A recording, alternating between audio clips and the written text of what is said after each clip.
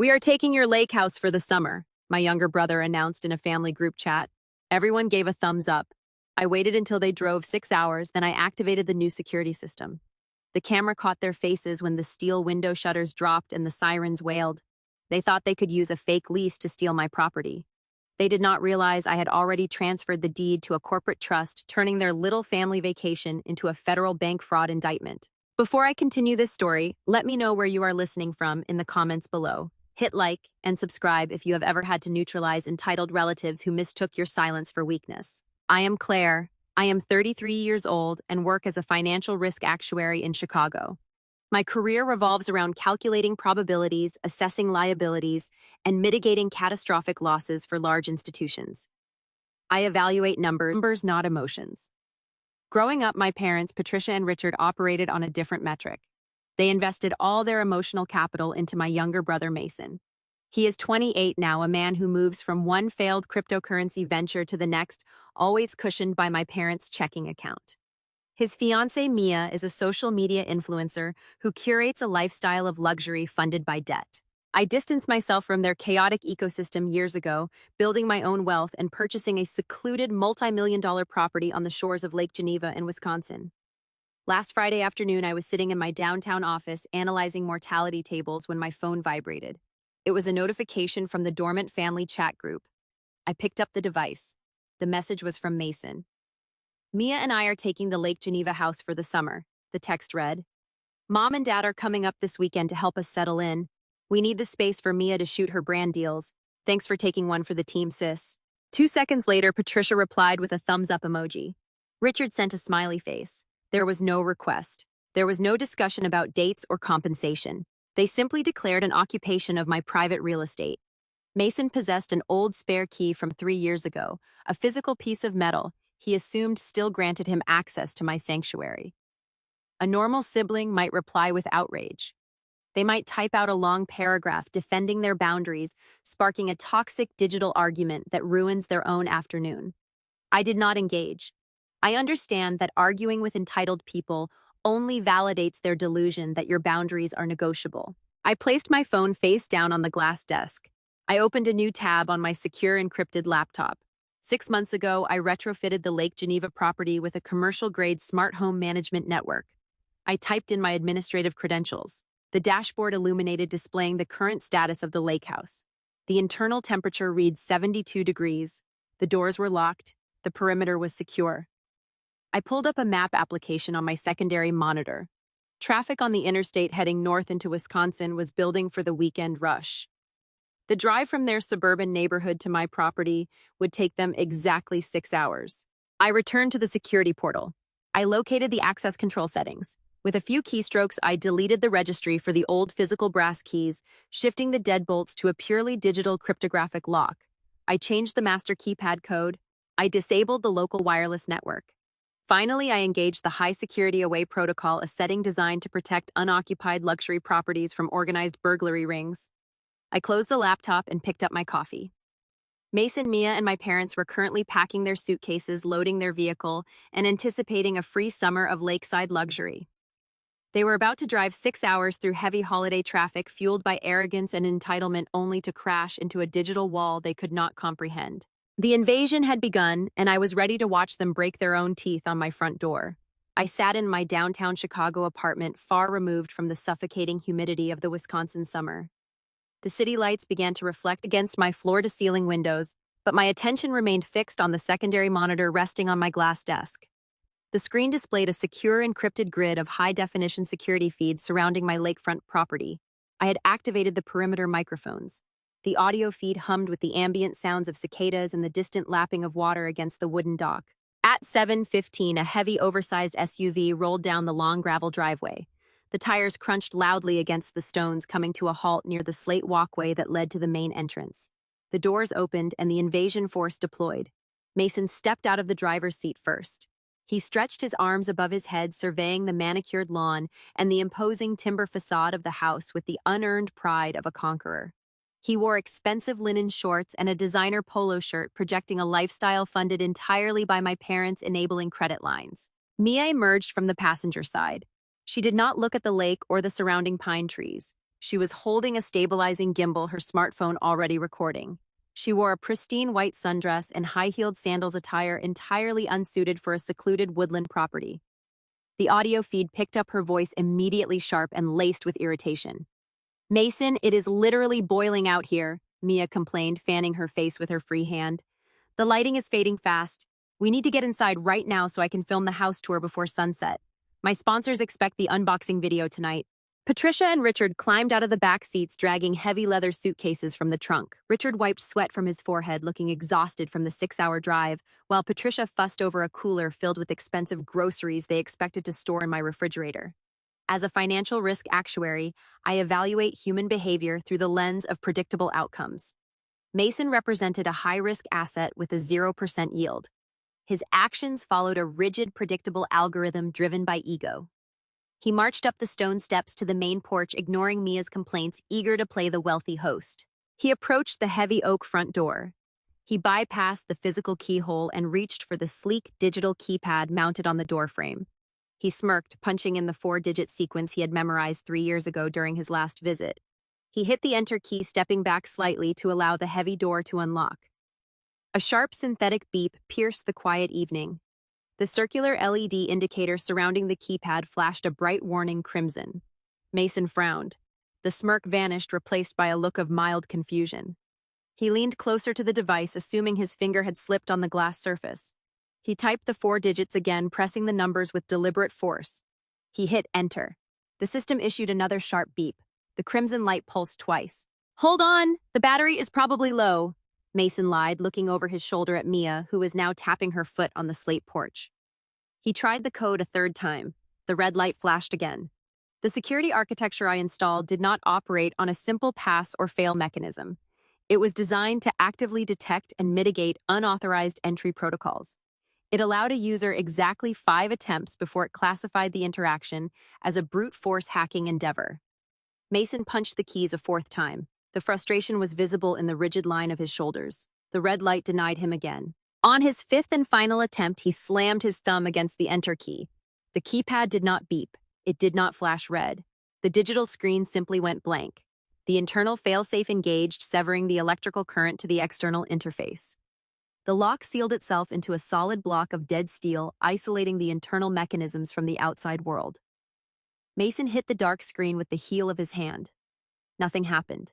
He grabbed the heavy brass handle and yanked it downward, pulling with his entire body weight. The oak door did not move a fraction of an inch. "What is the problem?" Mia demanded, her voice rising in pitch. The heat was ruining her curated aesthetic. She checked her smartphone screen, her patience evaporating. "You said this was your family house, Mason. Why are we locked out on the porch like trespassers?" The accusation struck the core of his fragile masculinity. A narcissist, stripped of their audience's admiration, becomes desperate. He rattled the handle again, his face flushing with embarrassment and anger. Patricia stepped forward, dropping her designer tote bag onto the porch chair. She pulled her smartphone from her pocket, taking control of the situation in her usual overbearing manner. She navigated to her contacts and dialed my number. In my Chicago apartment, my encrypted cellular device illuminated on the coffee table. The screen displayed her name. I watched the live camera feed as she held her phone to her ear, tapping her manicured nails against the wooden railing. I did not decline the call. Declining a call sends an immediate signal of active resistance. I simply let it ring. I forced her to stand in the suffocating heat, listening to the relentless, unanswered tones stretching out for 45 seconds. The automated voicemail finally engaged. I watched Patricia's face contort with indignation. "Claire, we are at the lake house and the front door keypad is broken," Patricia dictated into the receiver, her tone dripping with authoritative demands. "Call Mason and give him the new code right now. Mia is getting heat exhaustion and your father needs to sit down. Call us back the second you get this." She hung up and shoved the phone back into her pocket. She turned to Richard, blaming him for not bringing cold water from the car. Richard stared at the slate patio, accepting the verbal abuse with the passive submission that defined their marriage. Richard suggested they drive into town and rent a hotel room for the night until they could reach me. Patricia shut him down instantly. "We are not paying for a hotel when we own a perfectly good house right here," she snapped, entirely ignoring the legal reality of the property deed. Mason stood near the door, his chest heaving. His mother was fighting his battles, his fiancée was complaining about her melting foundation, and his authority was crumbling on the front porch. He needed to reclaim dominance. He needed to prove he owned the space regardless of the digital barriers. He walked down the porch steps and paced along the side of the timber facade. The exterior architecture featured tall, narrow windows providing panoramic views of the water from the living room. Beneath these windows lay a decorative landscaping bed filled with smooth, heavy river rocks. Mason stopped pacing. He looked down at the stones. He bent over and picked up a heavy, jagged rock weighing the dense mineral in his palm. "Mason, what are you doing?" Mia asked, lowering her camera gimbal. "I am getting us inside." Mason growled, his voice tight with irrational anger. He assumed the property utilized standard residential glass. He assumed he could shatter a pane, reach his arm through the jagged opening, unlatch the interior manual lock, and swing the frame open. He believed he could break into the house like a careless teenager breaking into a forgotten shed, and my parents would simply forgive the property damage as boys being boys. He gripped the heavy stone tightly in his right hand. He pulled his arm back, his muscles tensing. He hurled the rock directly at the center of the side window. The tempered glass shattered upon impact. It did not break cleanly into large shards. It exploded inward with a sharp, violent crash, disintegrating into thousands of granular pieces that rained down onto the hardwood floor inside. Mason smiled. He brushed a few remaining fragments of glass from the lower windowsill. He stepped closer to the wall, reaching his arm into the dark, silent interior of my home. His fingers stretched toward the metal latch mechanism. He believed brute force had conquered my digital perimeter. He believed he had won, securing his weekend of stolen luxury. He had no idea that breaking the physical boundary did not grant him access to the living room. It signaled a hostile intrusion to an autonomous defense grid, and he had just tripped the wire on a trap he could not comprehend.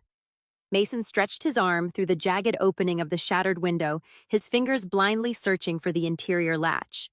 He operated under the assumption that a residential property was merely a passive structure, a wooden box waiting to be opened by whoever possessed enough force. He failed to understand the architecture of modern risk mitigation. My security network did not rely on simple magnetic door contacts. It utilized volumetric pressure sensors and acoustic glass break detectors wired directly to a localized defense server. The moment the tempered pane exploded, the internal atmospheric pressure of the house changed. The system registered the breach. The retaliation was instantaneous.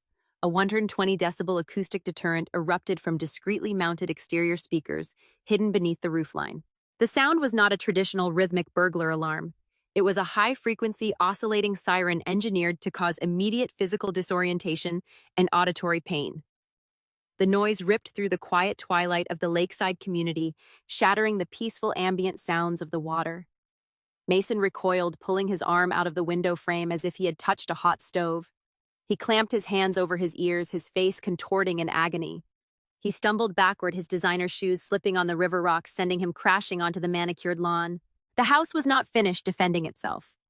A mechanical hum vibrated through the exterior walls, briefly cutting through the deafening siren. Heavy-gauge steel security shutters concealed within the timber eaves above every window and door deployed simultaneously.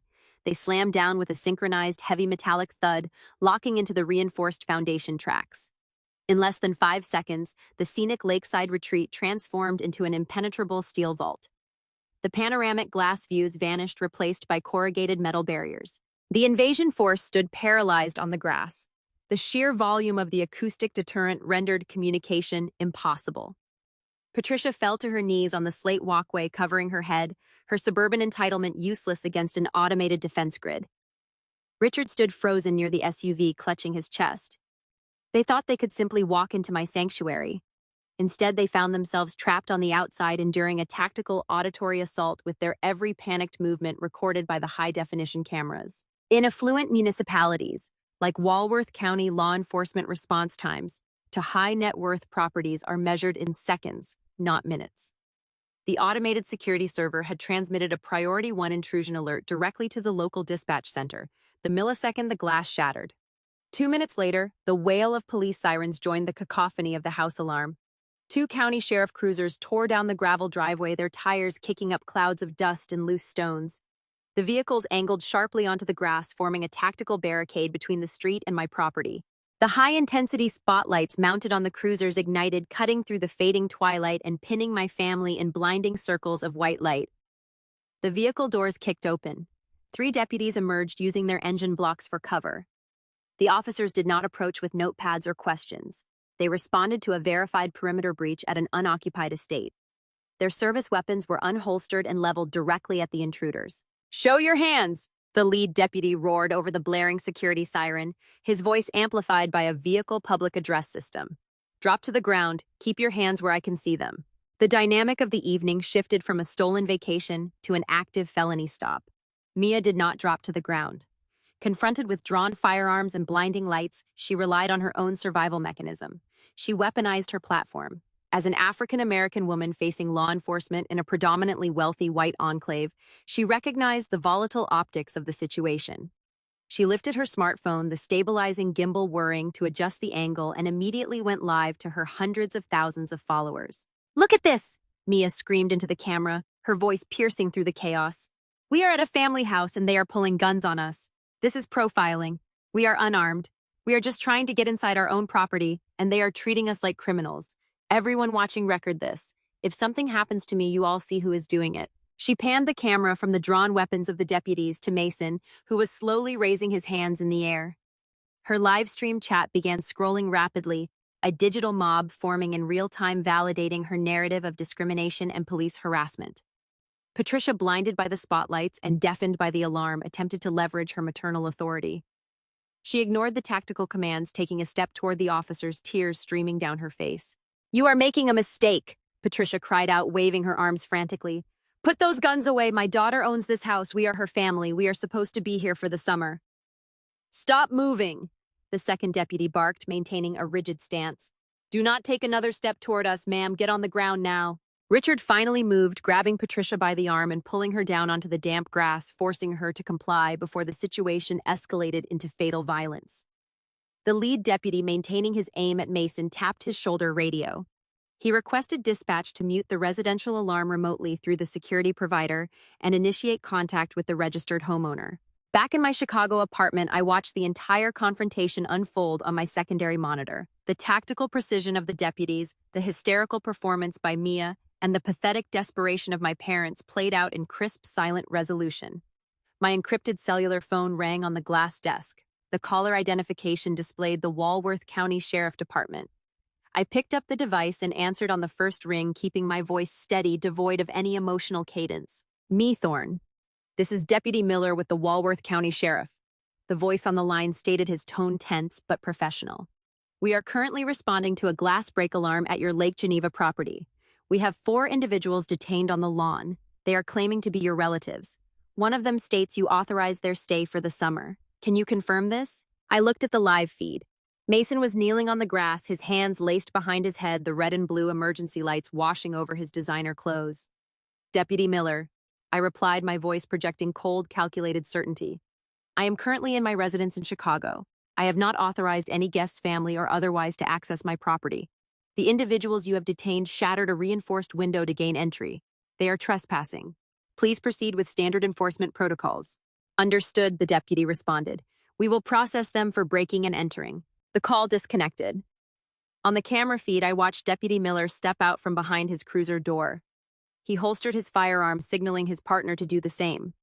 The immediate threat of a gunfight dissolved, replaced by the mechanical procedure of an arrest. The second deputy unclipped a pair of steel handcuffs from his utility belt and walked directly toward Mason. "Stand up," the officer instructed, grabbing Mason by the bicep and pulling him to his feet. "Turn around and place your hands behind your back." Patricia let out a wail of despair, burying her face in Richard's shoulder.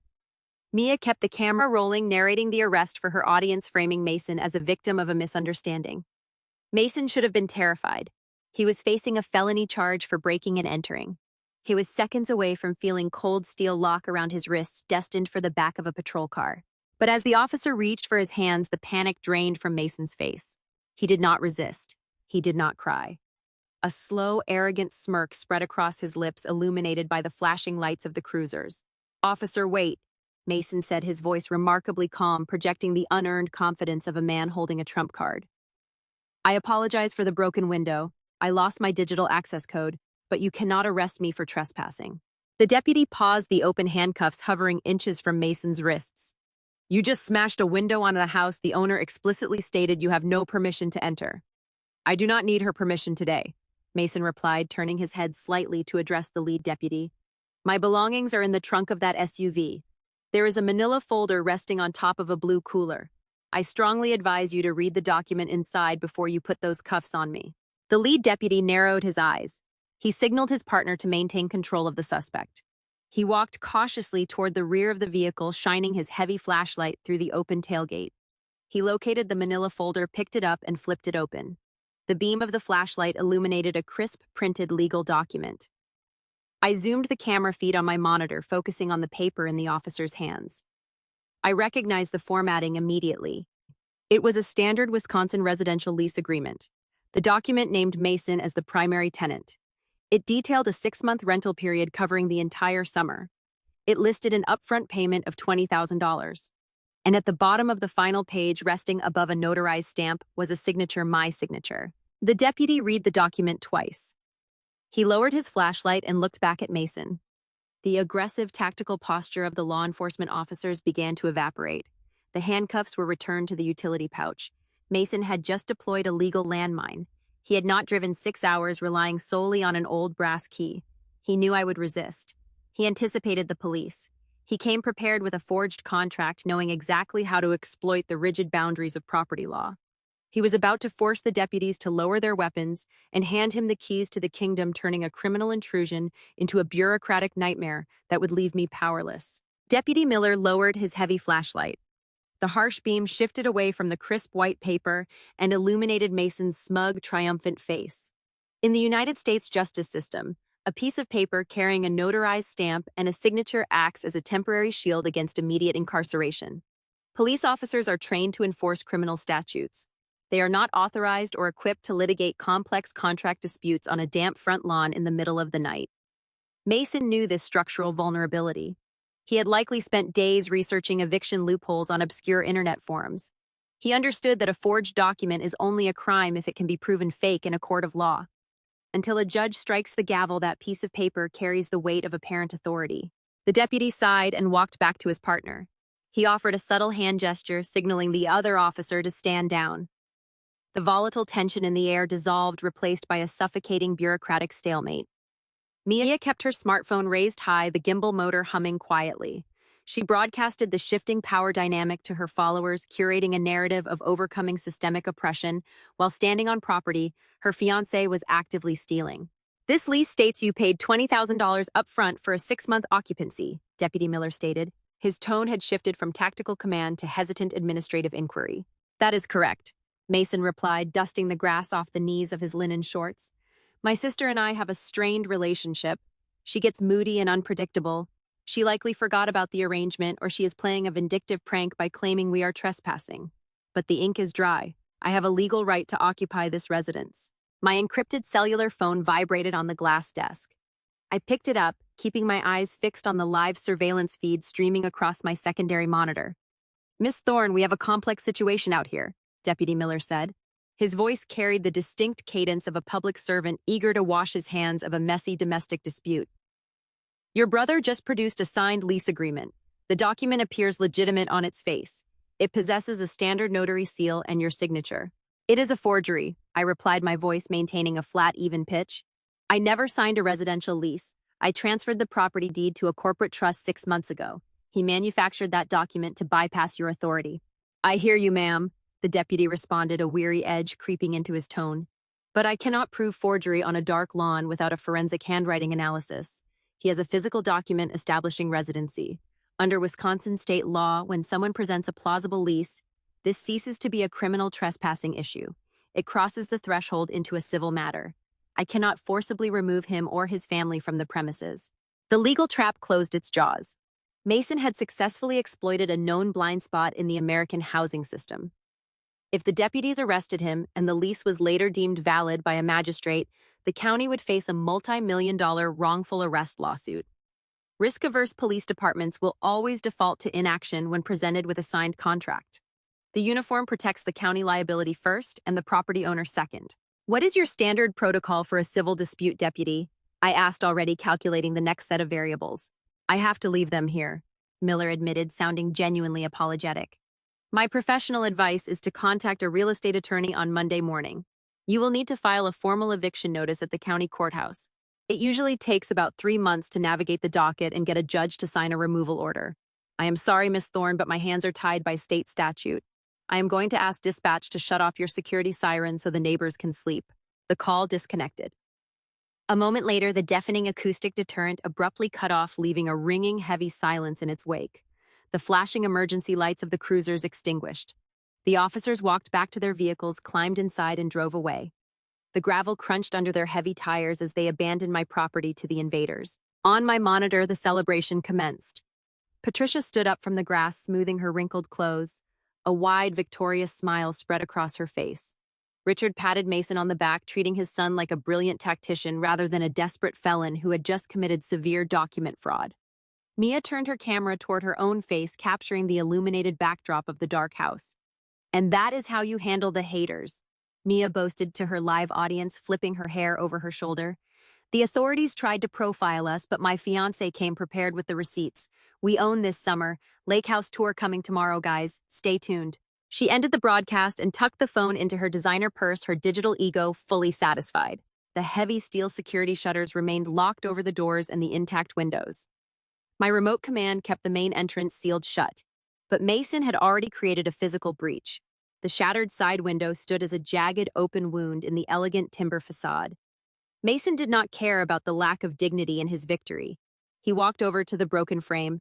He used the heavy landscaping rock to knock away the remaining shards of glass sticking to the edges, clearing a path. He climbed through the narrow opening, stepping carefully onto the hardwood floor of my living room. A moment later, he reached his hand back through the gap, helping Mia climb through the broken window frame. Patricia and Richard followed. They passed their expensive leather suitcases through the hole like common scavengers raiding a donation bin. They were trespassing. They were breaking and entering. But shielded by a fraudulent piece of paper, they believed they were untouchable. They dragged their luggage into the dark, silent living room. They assumed that they had won the war. They assumed the 3-month eviction process gave them a guaranteed free vacation, a whole summer to lounge on the dock and drain my resources. I sat in the glow of my monitors, sipping my cooling coffee. Most property owners would experience a surge of panic. They would scream into a pillow, call a lawyer in the middle of the night, or drive 6 hours to confront the intruders face to face. Confrontation is a purely emotional response. I do not operate on emotion. I operate on risk management and environmental control. Mason believed the law protected him. He was technically correct.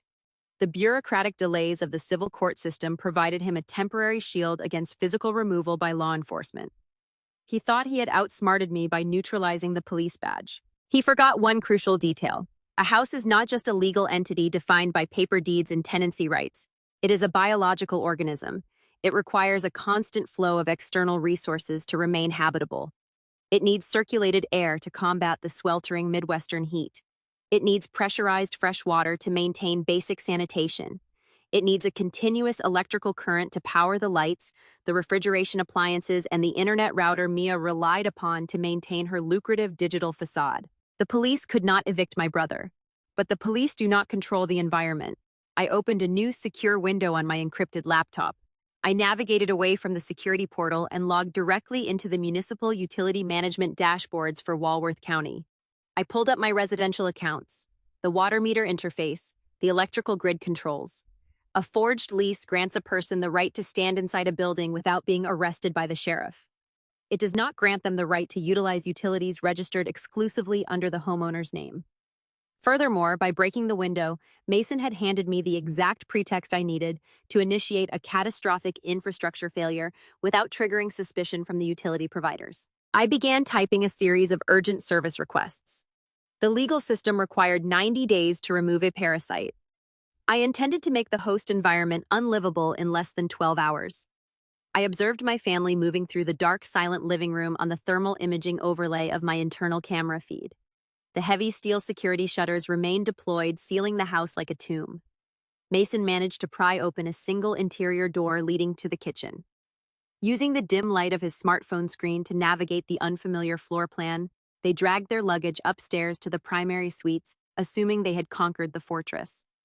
They believed they were preparing for a restful night of stolen luxury. They did not understand the structural realities of modern utility management. Federal and state housing laws possess strict anti-retaliation clauses. If a landlord deliberately shuts off the electricity or water to force a tenant out of a property, the tenant can sue for severe punitive damages. Courts view utility shutoffs as constructive eviction and a legal maneuver. A less disciplined homeowner might have logged into their utility portal and simply canceled their service accounts in a fit of rage, exposing themselves to a devastating countersuit. I do not make decisions based on rage. I navigate risk. I needed the grid to fail, but the failure had to be initiated by the municipality, insulated by a layer of bureaucratic urgency.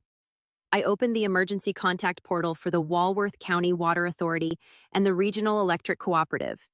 The digital forms required a specific classification for expedited action. I typed a formal clinical report. I detailed a severe structural compromise at my Lake Geneva property. I documented that an unidentified trespasser had smashed a large reinforced exterior window near the primary utility intake valve. I stated with carefully crafted ambiguity that the physical force required to shatter the commercial-grade glass may have fractured the underlying copper plumbing and exposed the internal wiring grid to moisture. I classified the situation as an imminent fire hazard and a catastrophic flooding risk. I formally requested an emergency remote suspension of all utility services until a certified inspector could evaluate the structural integrity of the property on Monday morning. When a homeowner reports a potential electrical fire combined with a water main leak, utility companies do not ask questions or schedule convenient appointments. They prioritize risk mitigation to avoid municipal liability. I hit submit on the first report. 10 minutes later, I submitted the second. I sat back in my ergonomic chair and watched the internal camera feed. It was nearing 2:00 in the morning. The thermal signatures of my family showed them settling into the expensive memory foam mattresses in the guest bedrooms. At exactly 2:14 in the morning, the primary electrical grid feeding the lake house received a remote termination signal from the regional cooperative. The smart meter on the side of the house clicked once, severing the flow of alternating current. The heavy ambient hum of the central air conditioning units died instantly. The green indicator lights on the kitchen appliances vanished. The broadband router, the digital lifeline connecting Mia to her curated audience, lost power and went completely dark. 3 minutes later, the Municipal Water Authority triggered the remote shutoff valve located beneath the street pavement. The pressurized water flow ceased. The trap was fully engaged. I closed my laptop and went to sleep in my cool, quiet Chicago apartment. Morning arrived in Wisconsin with a brutal, suffocating intensity. Summer weather in the Midwest is unpredictable, often pivoting from mild evenings to punishing humidity. By 9:00, the sun was baking the corrugated steel security shutters covering the windows. The metal absorbed the radiant heat, transferring it directly into the sealed, unventilated house. Without the central air conditioning to circulate the atmosphere, the internal temperature rapidly climbed past 90 degrees. The thermal cameras registered the movement first. The human heat signatures grew frantic. I opened the audio feed on my monitor. The quiet morning was quickly replaced by the sounds of escalating domestic chaos. "Mason, why is it so hot in here?" Mia complained, her voice echoing down the wooden staircase. "I am sweating through my silk pajamas and the Wi-Fi is down. I cannot connect to the network to upload my morning routine video. Fix the router." Mason stumbled out of the primary bedroom, rubbing his eyes. He walked down the hallway, pressing his palm against the digital thermostat mounted on the wall. The screen was black. He tapped it twice with his knuckles. Nothing happened. He jogged down the stairs into the living room. The air was stagnant, thick and heavy with the trapped heat. He flicked the light switch near the kitchen entryway. The recessed ceiling lights remained dark. He walked over to the stainless steel refrigerator and pulled the heavy door open. The interior bulb was off, and a wave of warm air rolled out, carrying the faint scent of the expensive groceries Patricia had packed into the useless cooler the night before. "The power is out," Mason announced, standing in the center of the dark kitchen. "A storm must have knocked down a line somewhere. It happens all the time out here by the lake." Patricia descended the stairs, fanning herself with a glossy magazine she had pulled from a coffee table. Richard followed close behind, looking miserable in his damp pajamas. "We'll turn on a faucet and splash some cold water on your face," Patricia instructed, trying to maintain a semblance of control. "We will call the electric company after breakfast." Mason walked over to the deep farmhouse sink. He grabbed the polished chrome handle and pulled it forward, expecting the high-pressure stream of crisp, cold well water. A single muddy drop of residual water dripped from the aerator, striking the stainless steel basin with a hollow ping. Then nothing. He pushed the handle back and pulled it forward again. the pipes let out a low, gurgling groan as the last remaining pocket of air escaped. The lines were bone dry. "The water is gone too," Mason said, his voice dropping an octave as the reality of their situation began to crystallize. Mia appeared at the top of the stairs. She was holding her smartphone up in the air, desperately searching for a cellular signal. The heavy timber construction of the house, combined with the deployed steel security shutters, effectively turned the building into a Faraday cage blocking incoming cellular frequencies. Her screen displayed a stark red icon indicating no service.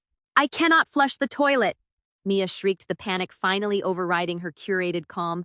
"I just tried to use the bathroom in the master suite and there is no water in the tank. I cannot flush. I cannot take a shower. I cannot check my email. Mason, this is unacceptable. You promised me a luxury retreat. This is a sweatbox." The fragile ecosystem they had constructed upon a forged lease agreement collapsed entirely. A piece of paper cannot manufacture electricity. A signature cannot generate water pressure. They were legally permitted to stand inside the structure, but the structure itself was actively rejecting them. The heat inside the sealed house climbed past 95 degrees by noon. The air grew thick with the smell of sweat and frustration. Patricia paced the dark living room, her face flushed red, fanning herself aggressively. Richard sat on the floor near the broken window, trying to catch the meager draft of warm air slipping through the jagged glass opening. Mia paced the second-floor hallway, her expensive clothing sticking to her skin. Her professional identity depended entirely on continuous digital validation. Being disconnected from the internet was not merely an inconvenience for her. It was a career crisis. The inability to post a sponsored video cost her thousands of dollars in real time. She directed her escalating fury squarely at Mason. "You lied to me," Mia yelled, leaning over the wooden banister. "You said you had this handled. You said your sister was crazy, but you had the legal high ground. What kind of legal high ground leaves me sitting in a dark, boiling house smelling like raw sewage because the toilets will not flush? Do something, call someone." "I cannot call anyone," Mason shouted back, his voice cracking under the immense pressure. "I do not have a signal in here either. The steel shutters are blocking the cell towers." Howe was trapped. He could not leave the property to find a signal without abandoning the territory he had fought so hard to steal. If they all piled into the SUV and drove to a local coffee shop for internet access, they risked me sending a private security detail to weld a steel plate over the broken window, locking them out permanently. They had to hold the physical ground, but holding the ground meant enduring a brutal, primitive existence. Mason realized he had to solve the immediate infrastructure crisis without abandoning the perimeter. He needed power. He needed an independent energy source to run a portable air conditioning unit, power the broadband router, and salvage his crumbling relationship with his furious fiancée. He walked into the dark living room, his face slick with sweat, and approached Patricia. He extended his hand, his expression a mixture of desperation and entitlement. "Mom, I need your credit card," Mason demanded. Patricia stopped fanning herself. "For what?" she asked, her voice tight with exhaustion. "I am going to drive into town and buy a commercial generator," Mason explained, formulating a reckless plan on the fly. "I will buy a gas-powered unit and bring it back here. We can run heavy-duty extension cords through the broken window. I can power the refrigerator, the router, and a few fans until I figure out how to get the utilities turned back on. I just need the cash." Patricia hesitated. She had spent decades funding his failures, but the physical discomfort of the boiling house was wearing down her usual blind loyalty. She looked at Richard, who simply stared at the floor, offering no guidance. "Just give me the card, Mom," Mason snapped, snatching her designer purse from the table and digging through the compartments himself. He extracted her platinum credit card, shoved it into his pocket, and marched toward the broken window. "I will be back in an hour. Keep the doors locked." Mason climbed out through the jagged glass opening, leaving his family behind to endure the suffocating heat. He climbed into his heavy SUV, fired up the engine, and sped down the gravel driveway toward the local hardware supply store. He believed he was executing a clever, independent solution. He believed buying a gasoline generator would restore his authority and save his stolen vacation. He did not possess the intellectual capacity to understand the severe zoning regulations that govern affluent lakeside communities. He was about to introduce an unregulated, highly combustible, noise-polluting engine into an environment strictly monitored by a ruthless homeowners association. I thought he was buying a lifeline. He was actually purchasing the heavy anchor that would drag him straight to the bottom. While Mason navigated the local hardware aisles, the situation inside the steel fortress deteriorated with punishing speed. The midday sun baked the corrugated security shutters covering every window, turning the Lake Geneva property into a sealed thermal oven. Without the central air conditioning to circulate the atmosphere, the ambient temperature inside the living room climbed relentlessly, pushing past 95 degrees. The air grew stagnant, heavy, and foul. The plumbing lines remained bone dry, leaving the primary bathrooms unusable and contributing to a sour, unsanitary odor to the trapped heat. For Patricia and Richard, the blackout was a severe physical punishment. Patricia sat slumped in an expensive armchair, her face flushed a dangerous shade of crimson. She discarded her usual authoritative posture, resorting to fanning herself weakly with a glossy magazine she had pulled from a coffee table. Richard lay flat on the hardwood floor near the shattered window frame, attempting to capture whatever meager draft slipped through the jagged opening. The quiet suburban loyalty that usually bound my family together began to fracture under the weight of the sweltering conditions. For Mia, however, the heat was merely an inconvenience compared to the true catastrophe. The loss of electricity meant the broadband router was dead. Her entire identity, her income, and her self-worth rested upon a fragile digital foundation. She sold an aspirational lifestyle to her followers, a carefully curated illusion of effortless wealth and perpetual luxury. That illusion required high-speed internet, flawless ring lighting, and constant engagement. Sitting on a leather sofa in the dark, suffocating room, her glamorous aesthetic collapsed. Her expensive foundation melted, running in uneven streaks down her cheeks. The silk sundress clung uncomfortably to her perspiring skin. She paced the length of the hardwood floor, holding her useless smartphone up toward the dim ceiling, hunting desperately for a stray bar of cellular service. The red indicator icon mocked her efforts. The steel shutters functioned as a perfect Faraday cage, blocking all external frequencies. Mia was losing engagement metrics by the minute. In the influencer industry, sponsors track posting consistency with ruthless precision, and unexpected silence equates to a breach of contract. She scrolled through her offline drafts, her anxiety spiking as the deadline for her sponsored unboxing video came and went. She turned her mounting frustration toward Patricia. Mia did not offer sympathy for the older woman's suffering in the heat. She blamed my parents for raising an incompetent son. She paced the room, muttering harsh complaints about lawsuits, lost revenue, and the pathetic reality of their stolen vacation. She demanded to know why a family that projected so much superiority could not even secure basic running water. Patricia lacked the energy to argue back, choosing to stare at the wall in defeated silence. An hour later, the crunch of gravel signaled Mason returning from his desperate supply run. He parked the heavy SUV near the slate walkway. Through the jagged opening of the shattered window, Mia watched him wrestle a large cardboard box out of the cargo area. He climbed through the broken frame, his designer polo shirt soaked in sweat, his breathing heavy from the physical exertion. Before he could announce his victory, Mia unleashed her fury. She did not yell. She delivered a calculated, venomous verbal assault designed to strip away his ego. She dissected his failures with surgical precision. She pointed out that a real provider does not drag his future wife into a sweltering dark box, lock her inside without a flushing toilet, and call it a luxury retreat. She mocked his reliance on a forged piece of paper, highlighting that his clever legal loophole had trapped them in a primitive nightmare. She demanded to know why a man who bragged about managing high-yield investment portfolios had to steal his mother's credit card just to buy a fan. Mason absorbed the humiliation, his jaw clenched tight, the muscles in his neck twitching. A narcissist cannot process genuine criticism. They can only attempt to overpower it. He refused to admit defeat or acknowledge the miserable reality of their situation. "I fixed the problem," Mason grunted, pointing a trembling finger toward the front lawn. "I bought an industrial generator. It produces 6,000 running watts. We are going to power the router, the refrigerator, and a portable air conditioning unit. I have extension cords. We are getting the network back online right now." He climbed back outside, demanding his father help him move the heavy machinery. Richard, exhausted and severely dehydrated, dragged himself up from the floor and squeezed through the window to assist his son. They muscled the heavy equipment out of the box and hauled it onto the front porch, placing it directly adjacent to the broken window frame. The machine was a rugged construction site model built for open-air work zones and dirty industrial sites. It featured a large steel fuel tank, thick rubber tires, and a crude exhaust muffler. It stood in stark contrast to the pristine, manicured aesthetic of the luxury lakeside estate.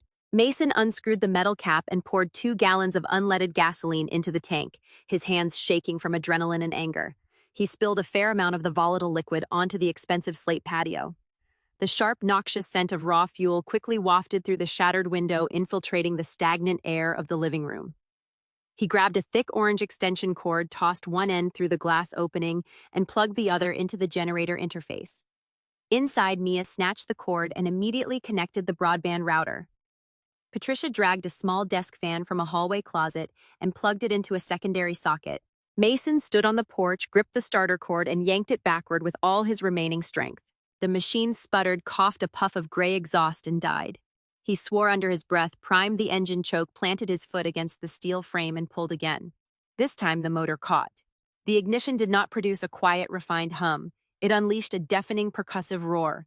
The internal combustion engine fired with the raw aggression of a commercial chainsaw cutting through dense timber. A thick plume of black, acrid smoke belched from the exhaust pipe, staining the white timber siding of the porch and drifting straight through the broken window into the living room. The heavy vibrations shook the porch railings. The noise was inescapable, echoing off the wooden eaves and drowning out any attempt at normal conversation inside the house. But inside the dark, sweltering living room, the small indicator lights on the broadband router flickered to life. The device cycled through its boot sequence, hunting for a signal through the buried fiber optic cables that were unaffected by the electrical grid shutoff. A minute later, the green connectivity icon illuminated. Mia let out a gasp of pure relief. Her smartphone chimed relentlessly as a flood of delayed emails, texts, and social media notifications poured in. She ignored the suffocating smell of gasoline exhaust filling the room. She ignored the deafening roar of the engine vibrating through the floorboards. She carried her phone into the hallway, seeking a corner where the toxic black smoke was less dense, and immediately began typing frantic apologies to her sponsors, citing a rural connectivity issue to cover her absence. Mason climbed back through the window, wiping dark engine grease off his hands onto his expensive shorts. He looked at the spinning blades of the small desk fan and the glowing green lights of the router. He smiled, a genuine expression of arrogant triumph washing over his sweat-stained face. He believed he had outmaneuvered my strategy. He thought brute mechanical force had conquered my digital blockade. He assumed the deafening noise and the hazardous fumes were a small price to pay for reclaiming his authority over the household.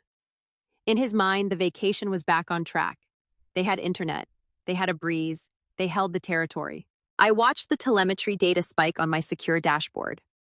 I noted the sudden return of localized network activity. I pulled up the external camera feed and observed the heavy black smoke billowing from the front porch, listening to the relentless rattling scream of the gasoline engine echoing across the manicured lawns. Mason believed he had solved his problem because he lacked the situational awareness to understand the environment he had invaded. Lake Geneva is not an unzoned rural outpost where residents can run industrial machinery on a whim. It is a sanctuary for the ultra-wealthy, a community built upon a rigid foundation of aesthetic conformity and enforced tranquility. The astronomical property values in this enclave are protected by a sprawling network of covenants, conditions, and restrictions dictated by a governing body that operates with zero tolerance for deviations.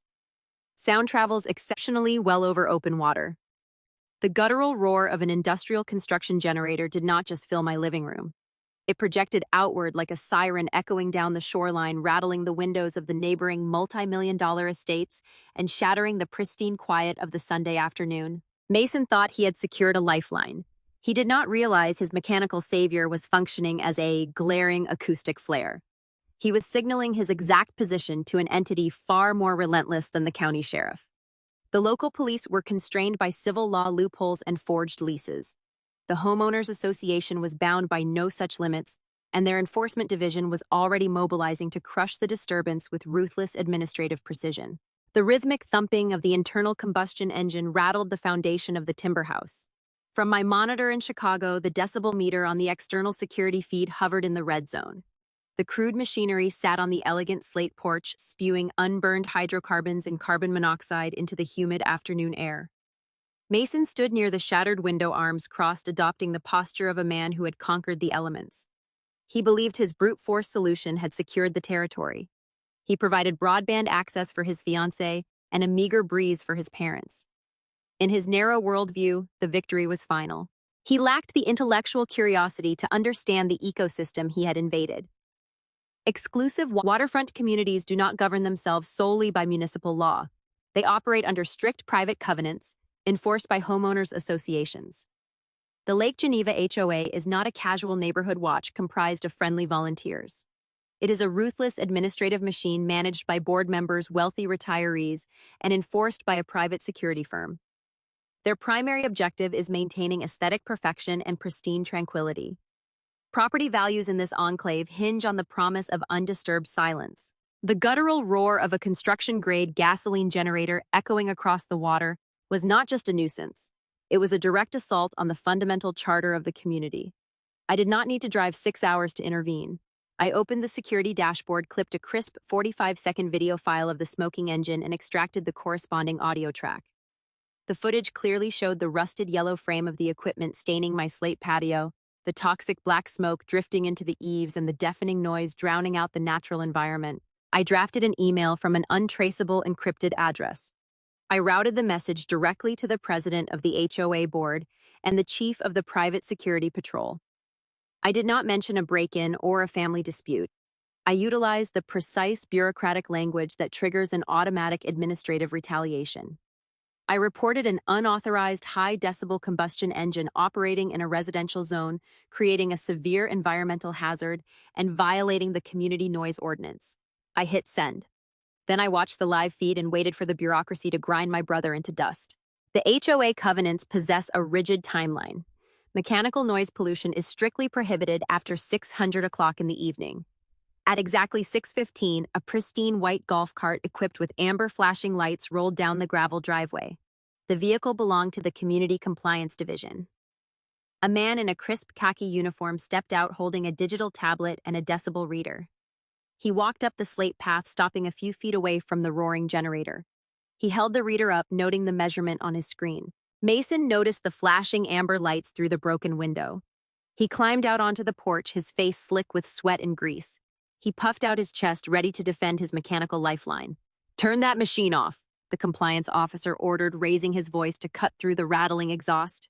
"You are in direct violation of the residential noise ordinance," Mason scoffed, crossing his arms. "The power is out. We have an emergency inside. I am keeping my family safe. I have a legal right to run a generator on my own property." "You do not own this property," the officer countered, tapping his screen. "The deed is registered to a corporate trust. Unless you have written authorization from the board, that equipment must be shut down and removed immediately." The challenge struck Mason's fragile ego. He had already defeated the county sheriff using his forged paperwork. He assumed the same tactic would easily crush a neighborhood security guard. Mason turned around, leaned through the jagged glass opening, and retrieved the manila folder resting on the coffee table. He pulled out the forged lease agreement and shoved the paper toward the officer's chest. "Read the ink," Mason demanded, a smug smile returning to his face. "I am the legal tenant of this estate. I hold a 6-month lease. The police were already here last night and they recognized my tenancy rights. You cannot tell me what to do on the property I am renting. I am running the machine." The compliance officer did not flinch. He took the forged document, reviewed the signatures, and scanned the text. He noted Mason's full legal name printed clearly on the primary tenant line. A seasoned property manager knows how to turn a shield into a weapon. The officer handed the document back. "Very well, sir," the officer replied, his tone shifting from confrontational to clinical. "As the recognized legal tenant, you are assuming full liability for all covenant violations occurring on this premises during your occupancy. The fine for unauthorized mechanical noise pollution is $500 per day." The officer tapped a few commands into his digital tablet. A portable Bluetooth printer on his belt whirred to life, spitting out a long strip of yellow thermal paper.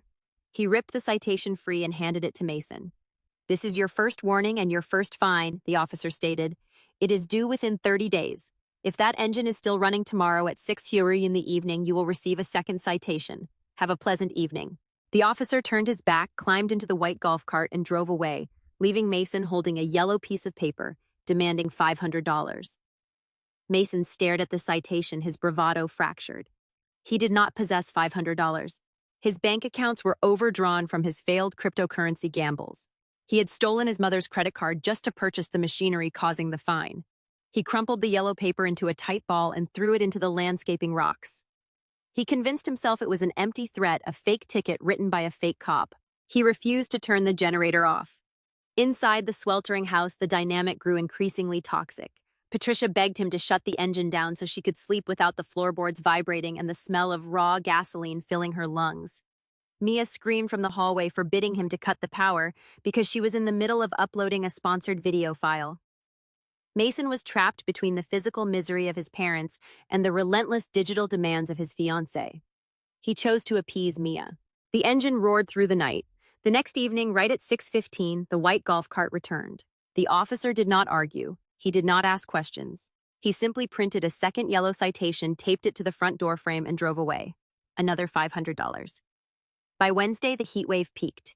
The internal temperature of the steel-shuttered house hovered near 100 degrees.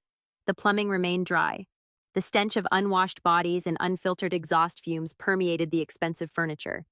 The family was drinking warm bottled water and eating non-perishable snacks. They were living like refugees inside a multi-million-dollar fortress held hostage by their own refusal to admit defeat. Every evening, the compliance officer arrived. Every evening, a new yellow ticket joined the growing stack taped to the door. By Friday, the financial reality crushed Mason's delusions. He stood on the porch staring at 7 yellow citations. The total liability now stood at $3,500. The HOA did not issue empty threats. A final notice arrived via certified courier on Saturday morning. The letter stated that if the accumulated fines were not paid by the end of the business week, the association would file a civil lion against the occupant and dispatch a private towing company to confiscate the unauthorized equipment. If they took the generator, the router would die. If the router died, Mia promised to pack her bags, hike down the driveway, and call an Uber back to Chicago, ending their engagement and publicly humiliating him on her platform. Mason was cornered. He could not ask Patricia for the money. She was physically exhausted, lying on the floor in her damp clothes, deeply regretting the stolen vacation. He could not call Richard, who was nursing a severe tension headache in the dark. He needed liquid cash, and he needed it immediately. He paced the slate patio, his mind racing through terrible options. He looked past the manicured lawn, his eyes settling on a structure located 70 yards away, nestled near the edge of the tree line, the guest house. The secondary building was a fully detached, self-sufficient cabin I had built to accommodate visiting colleagues. It featured its own private entrance, a separate utility grid, and a pristine view of the water. Because it operated on an independent electrical panel and a separate well pump, the utilities inside the guest house were still fully functional. Mason stared at the dark windows of the cabin. A desperate, dangerous calculation formed in his mind. He recognized the value of the real estate he was occupying. He knew tourists paid premium rates for weekend access to the lake. He walked back into the sweltering living room, pulled his laptop from his luggage, and connected to the sputtering Wi-Fi signal. He accessed a popular short-term rental platform. He created a host profile using a burner email address. He uploaded several old photographs of the guest house he had taken years ago. He listed the property for rent, demanding an exorbitant nightly rate, advertising it as an exclusive private lakeside retreat available for immediate weekend booking. Subletting a property without the explicit written consent of the homeowner is a severe violation of real estate law. It transforms a civil tenancy dispute into active commercial fraud. He was using interstate wire networks to solicit funds under false pretenses. A conventional property owner would immediately contact the hosting platform, submit the property deed, and demand the listing be terminated. The platform would comply within hours. Mason would receive a generic cancellation email. He would learn nothing, and he would simply pivot to another illicit scheme to fund his generator fuel and appease the homeowners association. I do not issue warnings. I allow predators to swallow the bait whole. I opened a secure banking terminal. Through my corporate network, I maintain administrative control over several dormant shell companies registered in Delaware. These entities exist solely for discreet financial maneuvering, offering layers of anonymity. I selected a holding firm named Apex Logistics Group. I linked a corporate credit card to a newly generated guest profile on the rental platform. I did not attempt to negotiate the inflated price. I booked the guest house for the upcoming weekend, paid the mandatory cleaning fees, and authorized the transaction. The confirmation receipt materialized in my inbox 60 seconds later. Mason had authorized the booking the moment his phone vibrated. He possessed zero vetting protocols. He did not care who was renting the cabin. He only cared about the digital deposit clearing his overdrawn checking account, providing the exact sum required to pay the security fines and purchase another week of gasoline. The property layout required Mason to physically prepare the space for the incoming guests. I shifted my attention to a specific surveillance feed. During my initial security retrofit, I did not limit the optical sensors to the architectural eaves of the main house. I deployed a wide-angle, high-definition camera, encased in a weatherproof camouflage housing high in the canopy of a mature oak tree situated near the property line. The vantage point offered an unobstructed sweeping view of the guest house entrance and the surrounding lawn. Through the high-resolution lens, I watched Mason march across the dry grass toward the secondary cabin. He carried a plastic bucket filled with generic cleaning supplies and a stack of fresh towels he had pilfered from my primary linen closet. He unlocked the cabin door, projecting the frantic energy of a man desperate to maintain a crumbling illusion. The guest house operated on an independent electrical subpanel, but it shared the primary subterranean water intake pipe controlled by the municipal authority. When the county shut the main valve at the street, they severed the flow to the entire parcel. I watched Mason through the large front window of the cabin. He walked into the small kitchenette, turned the chrome faucet, and waited. Nothing happened. The pipes remained silent and dry. He stood frozen, staring at the empty sink. He rushed into the adjacent bathroom and pushed the toilet lever. The porcelain tank was devoid of water. The reality of his scam materialized before him.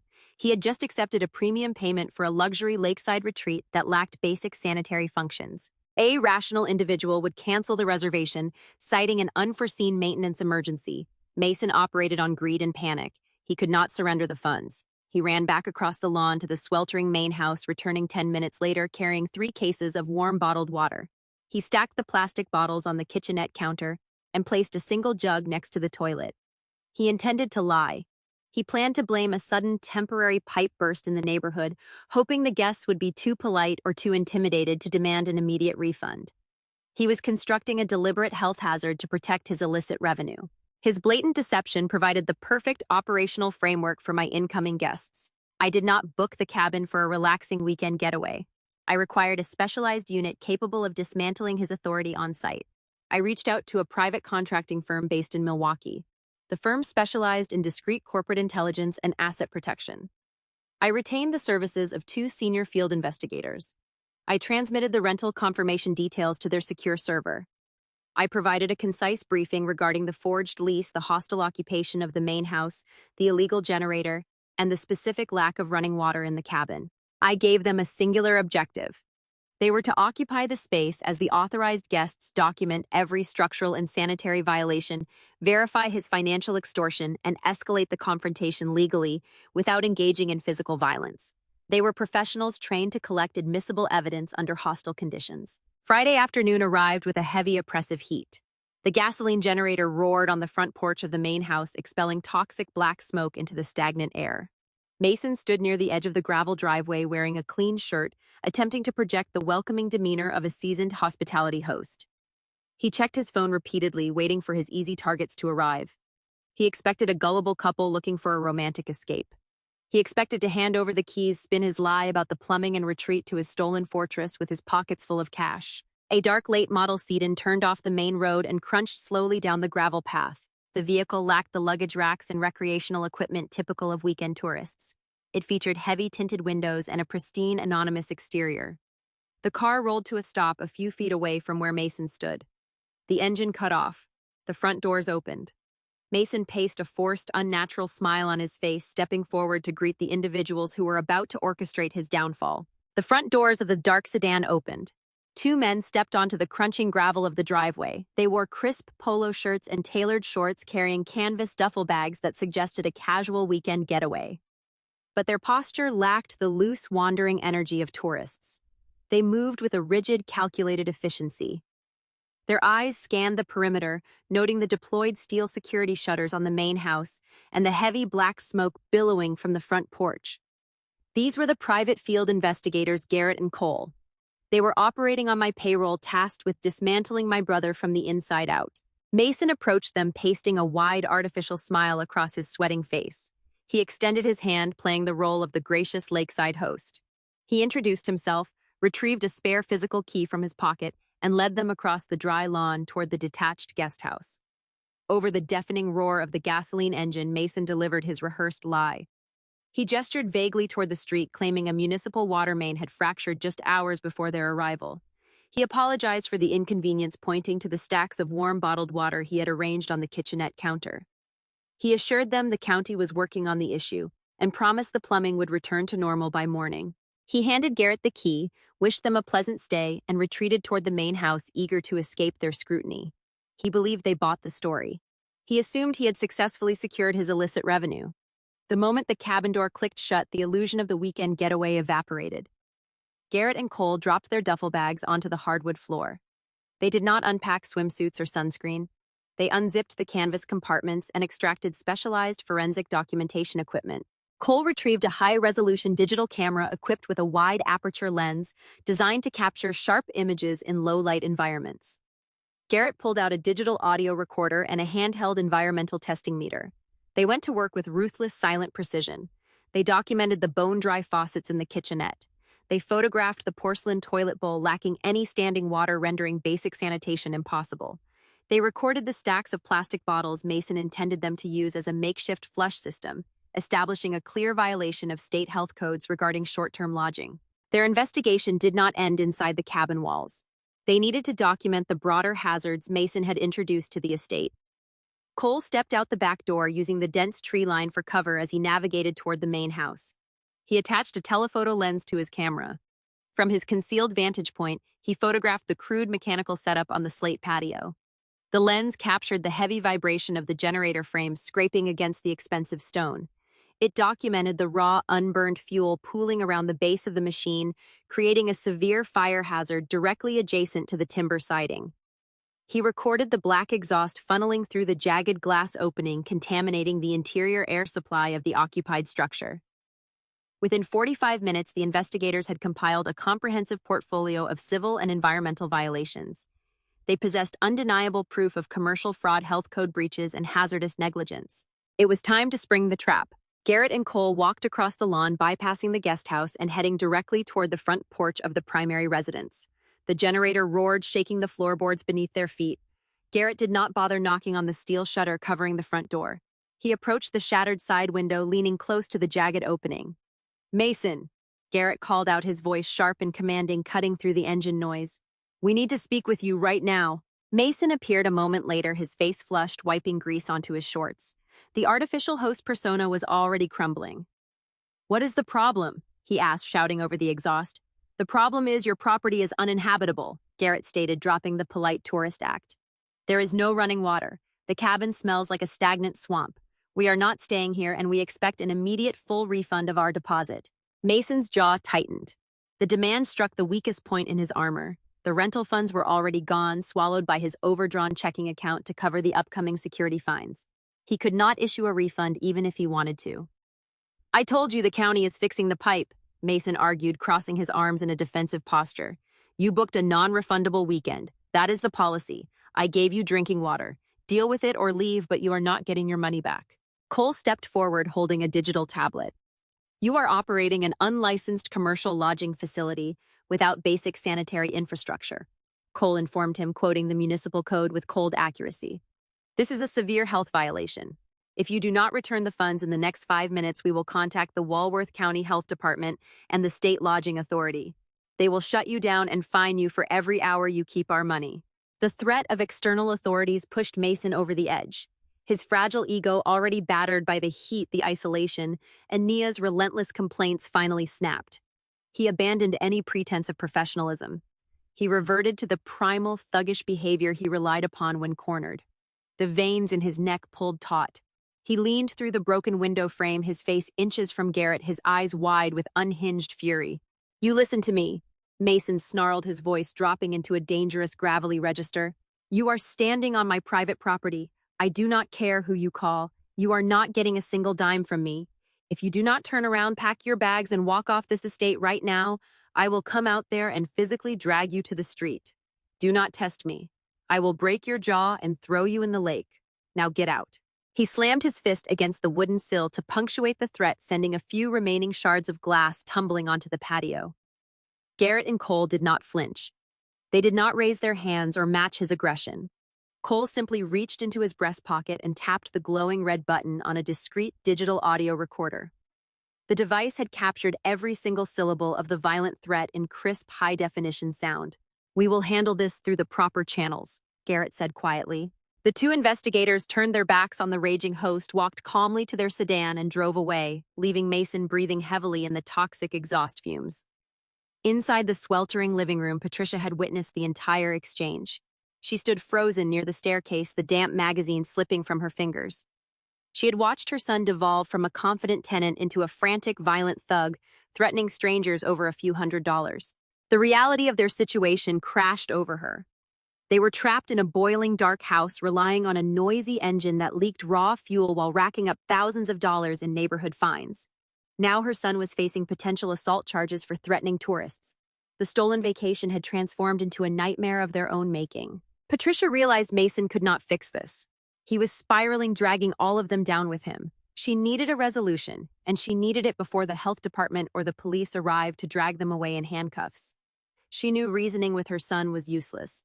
She had to attack the source of the perimeter. She retrieved her smartphone. The steel shutters blocked the cellular towers, but the crude generator outside provided just enough power to keep the broadband router alive. She connected to the wireless network, engaged the internet calling feature, and dialed my number. I was reviewing the uploaded photographic evidence from the investigators when my screen illuminated. I accepted the call, pressing the record key on my secure terminal. I did not offer a greeting. "Claire, turn the power back on right now," Patricia demanded. Her voice lacked the hysterical edge from the first night. It was cold, sharp, and laced with a toxic determination. "I do not control the municipal utility grid," I replied, maintaining my clinical detachment. "You broke a window. The county deemed the structure a fire hazard." "Stop playing your little corporate games with me," Patricia hissed, dropping the facade entirely. "We know what you are doing. You think you can freeze us out of our own family home. You think your money makes you untouchable." She took a slow breath, preparing to launch the weapon she believed would guarantee my surrender. "Your father and I kept the original trust documents from your grandfather," Patricia stated, weaving a calculated lie to manufacture leverage. "If you do not sign a quitclaim deed transferring the title of this lake house to Mason by tomorrow morning, I am calling the board of directors at your financial firm. I will send them a fabricated dossier proving you embezzled your seed money from a family trust. I will tell them you are a thief. They will strip your actuary license. You will lose your career, your reputation, and your freedom. Sign the house over to your brother or I will destroy your life." She ended the call, confident her extortion had secured the victory. I saved the audio file to the encrypted server. My mother had just committed a federal crime by using an interstate telecommunications network to demand property under the threat of reputational ruin. She handed me the exact evidence required to secure a felony conviction. But as I logged the file, my analytical mind caught a glaring discrepancy. The pieces of the puzzle did not align. Extortion is a high-risk maneuver. A mother does not threaten to destroy her daughter's career simply because she is sweating in a hot room without running water. She does not demand the immediate legal transfer of a multi-million-dollar real estate deed just to secure a free summer vacation. The risk far outweighed the reward. There was a hidden variable. They were not fighting for a holiday. They were fighting for survival. I opened a new terminal window. I pulled up Mason's digital footprint, bypassing his public social media profiles and diving into the deep, obscure layers of his financial history. I needed to understand why the physical possession of my house was worth risking a federal extortion charge. I initiated a targeted forensic audit on my brother, preparing to uncover the dark, crushing secret he was hiding beneath his arrogant shell. The audio file finished exporting. I saved the recordings of my mother onto a partitioned, encrypted local drive. Patricia thought she held a loaded weapon. She demanded a quitclaim deed. That specific legal instrument stood out to me. My mother spent her life decorating suburban living rooms and attending charity luncheons. She lacked the real estate vocabulary to request a quitclaim deed spontaneously. Mason fed her that script. He stood in that boiling house listening to the generator rattle and instructed his mother to extort me for the property title. A free summer vacation is a luxury. Blackmail is a federal offense. Human beings operate on a strict risk and reward calculus. You do not risk a penitentiary sentence or the permanent destruction of your family structure for a few weeks of sunshine. The math fractured. The variables did not align. My brother was hiding a catastrophic deficit, and he was using our parents to force my compliance. I am a financial risk actuary. My profession requires me to strip away emotional narratives and isolate the raw data. People lie, ledgers do not. I opened a specialized forensic terminal on my workstation, a tool typically reserved for auditing corporate mergers and investigating institutional fraud. I began compiling a comprehensive financial profile on Mason. I bypassed the standard credit bureaus. A traditional credit report only shows the polite surface of consumer debt, auto loans, and retail credit cards. I already knew Mason carried unpaid consumer debt. That was his baseline. I needed to access the shadow economy. I routed my connection through a secure proxy and accessed alternative lending databases, civil litigation dockets, and uniform commercial code registries. The picture painted by the data was bleak. Mason had spent the last 2 years jumping between unstable cryptocurrency projects.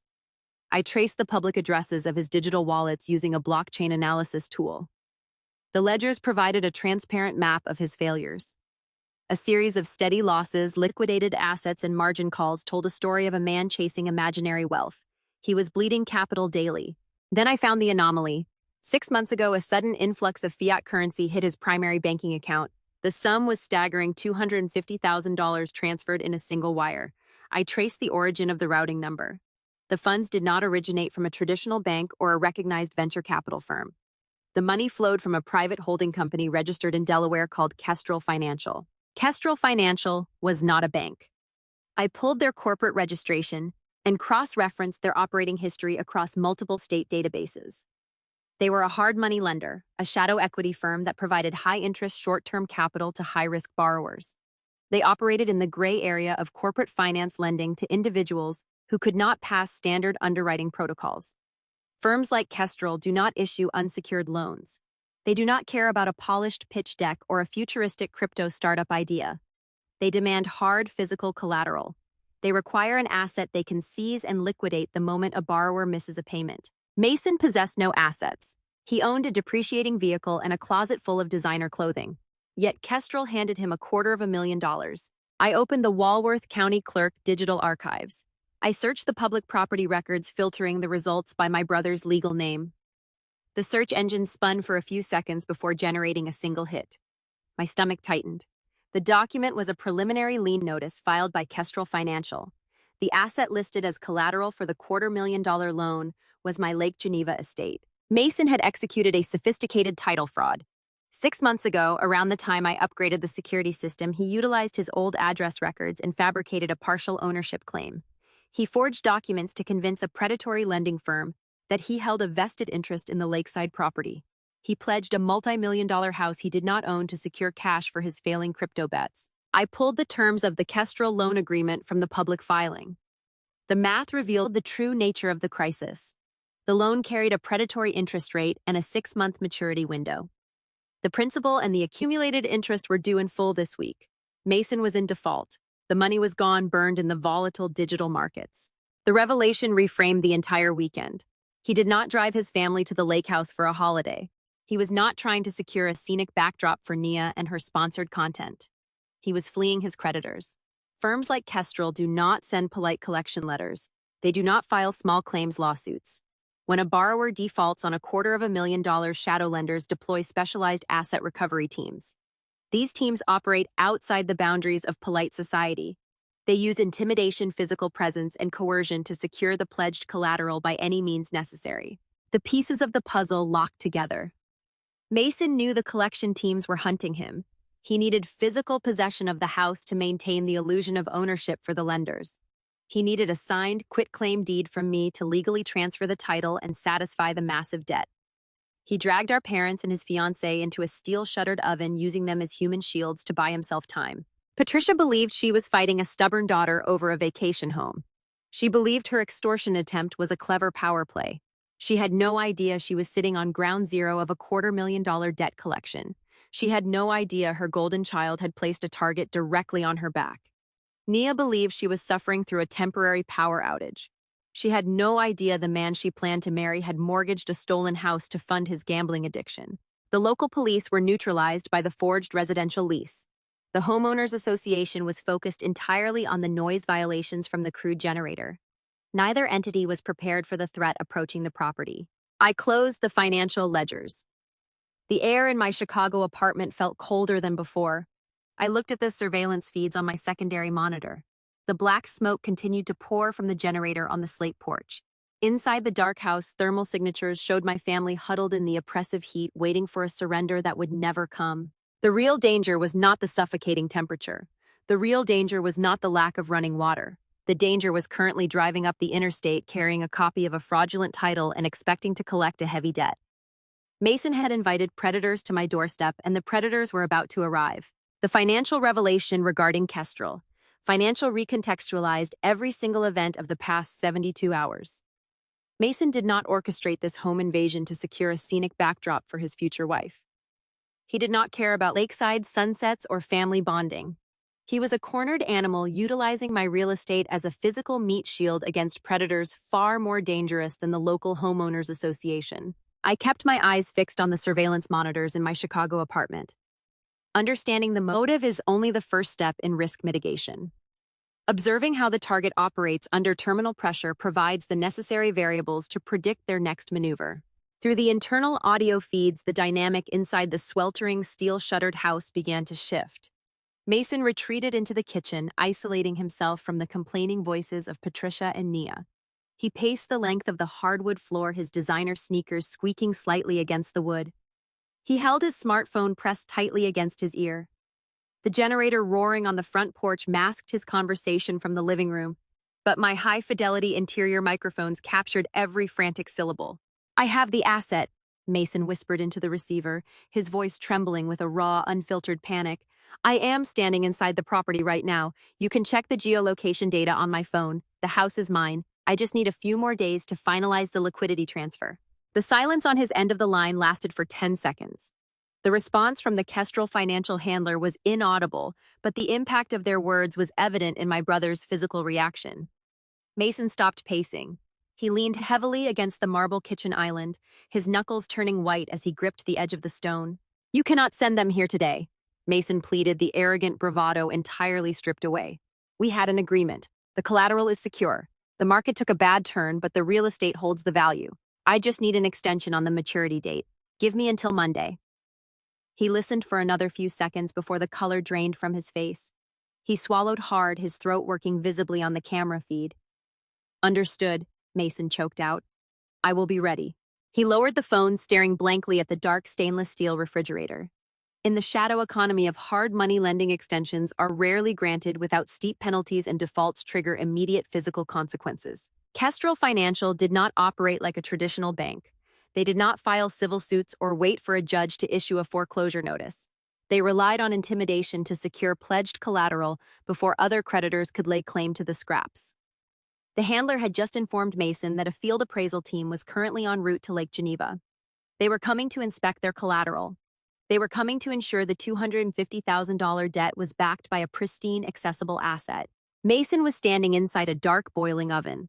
The property lacked running water. The electricity was severed. A crude gasoline engine sputtered toxic fumes through a shattered window. The estate looked less like a premium investment property and more like a besieged squatter camp. If the Kestrel recovery team walked into that environment, they would instantly recognize the fraud. They would realize Mason held no actual authority over the home, rendering his collateral worthless.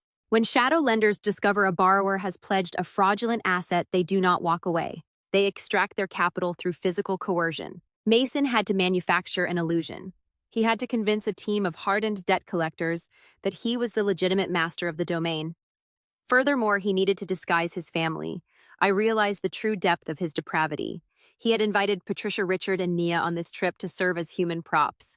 A house filled with a relaxed vacationing family projects a compelling image of ownership and stability.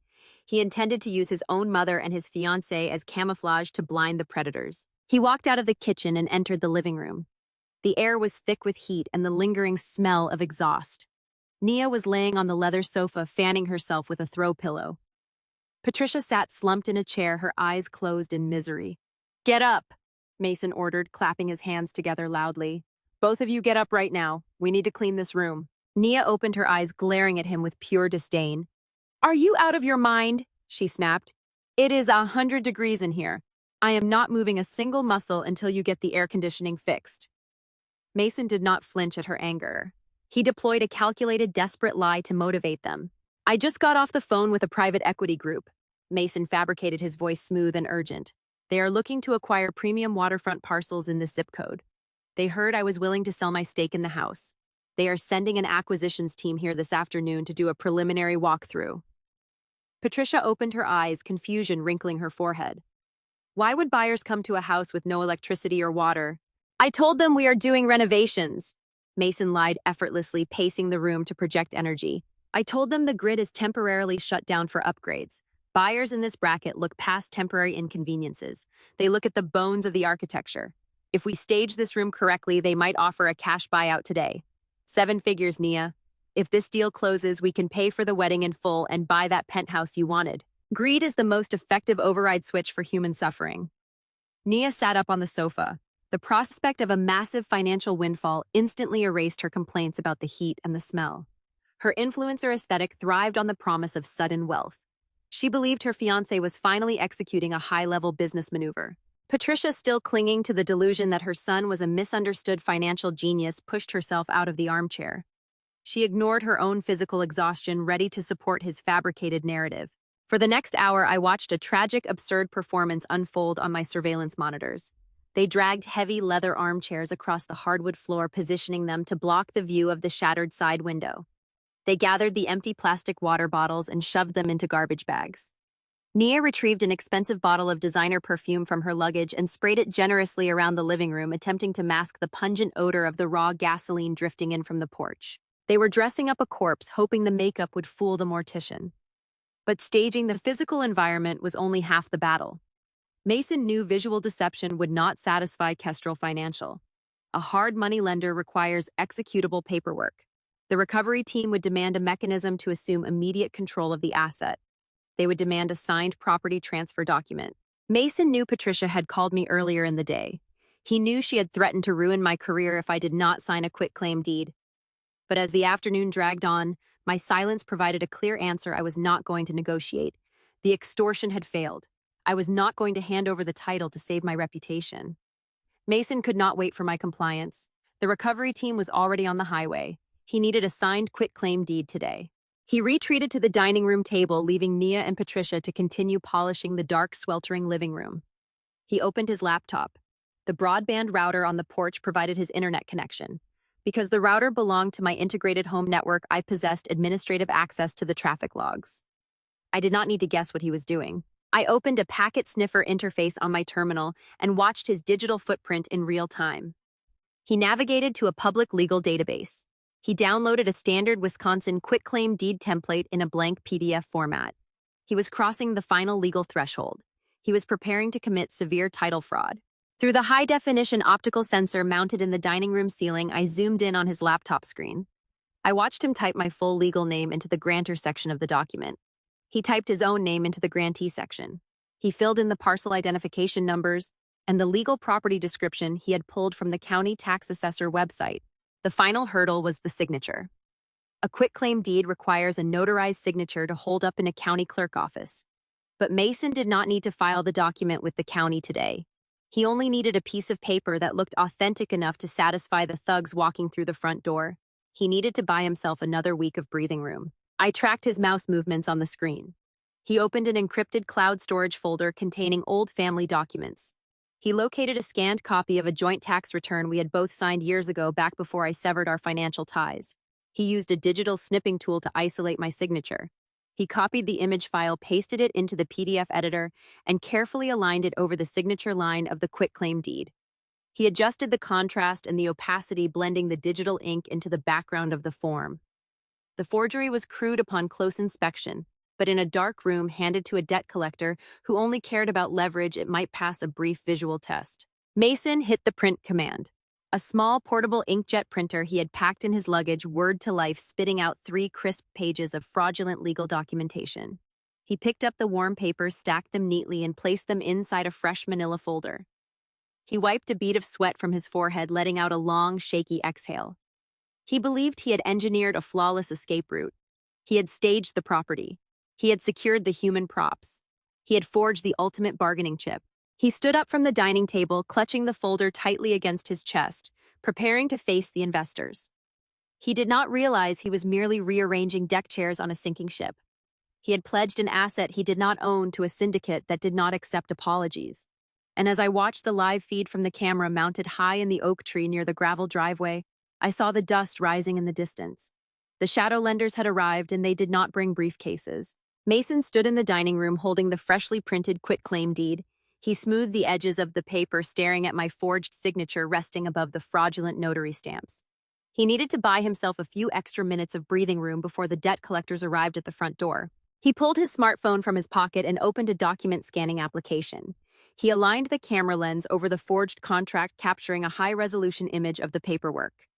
He opened his encrypted email client, attached the digital file, and addressed the message to his handler at Kestrel Financial. He typed a brief, desperate subject line indicating the collateral transfer was executed and ready for physical collection. He hit send. Sitting in my downtown Chicago office, I monitored the outgoing traffic flowing through the broadband router on the porch. The packet sniffer intercepted the transmission. I extracted a copy of the attached PDF before it reached the Shadowlender servers. Mason believed he was merely sending a digital pacifier to calm an angry creditor. He lacked the legal comprehension to understand the threshold he had just crossed.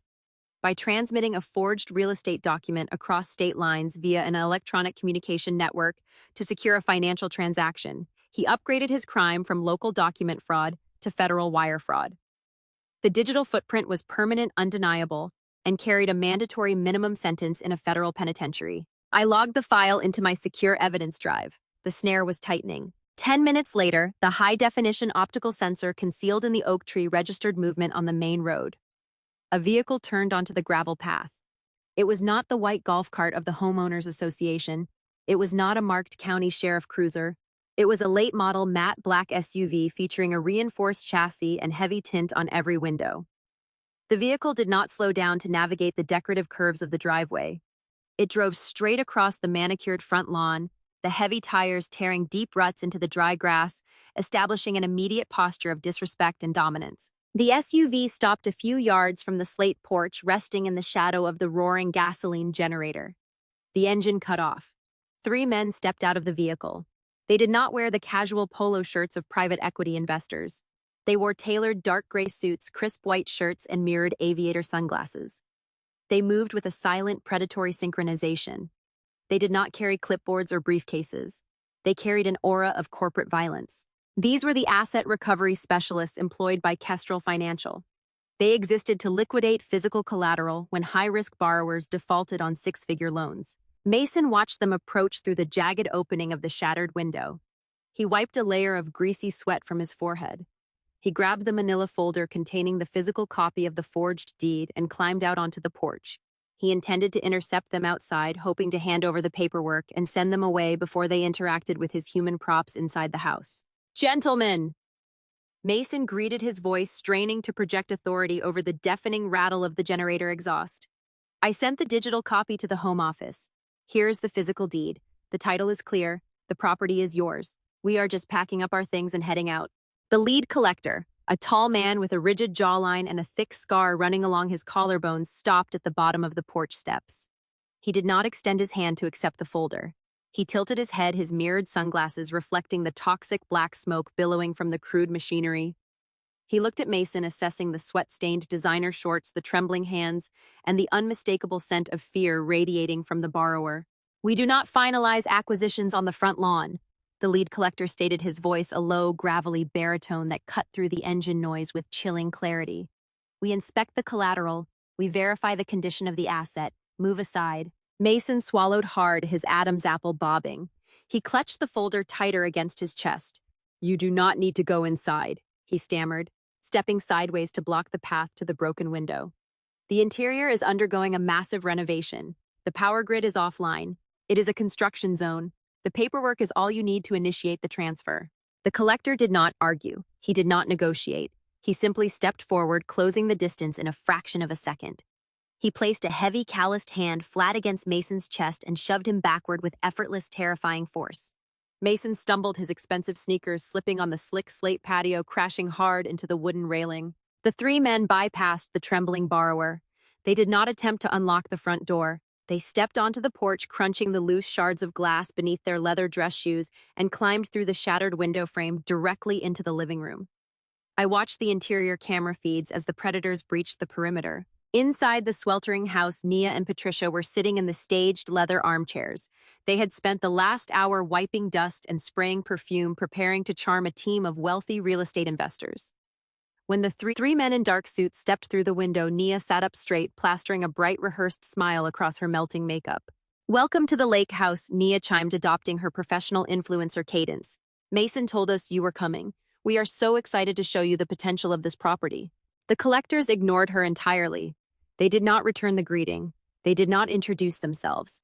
They fanned out across the dark, oppressive room, executing a rapid tactical sweep of the environment.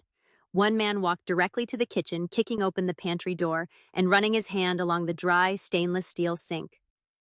Another man moved toward the hallway, inspecting the structural integrity of the locked front door and the heavy steel security shutters sealing the walls.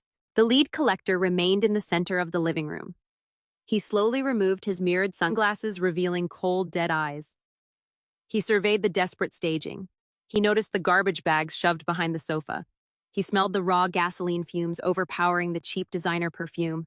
He felt the suffocating, stagnant heat trapped inside the steel vault. Patricia stood up, her maternal instincts finally registering the undeniable threat standing in her living room. These men did not move like buyers. They moved like an occupying force. "Can I offer you some water?" Patricia asked, her voice wavering, clutching her hands together. "It is quite warm today." The lead collector turned his head slowly, fixing his gaze on my mother. "You are drinking warm water from plastic bottles because the plumbing is dead." He noted, his tone flat and observational. "You are sitting in the dark because the electrical grid is severed." Mason scrambled through the window behind them, rushing into the room, still holding the crumpled manila folder. "I told you it is a renovation," Mason blurted out, stepping between the collector and his mother. "The infrastructure is being updated. The bones of the house are worth millions. The deed is right here."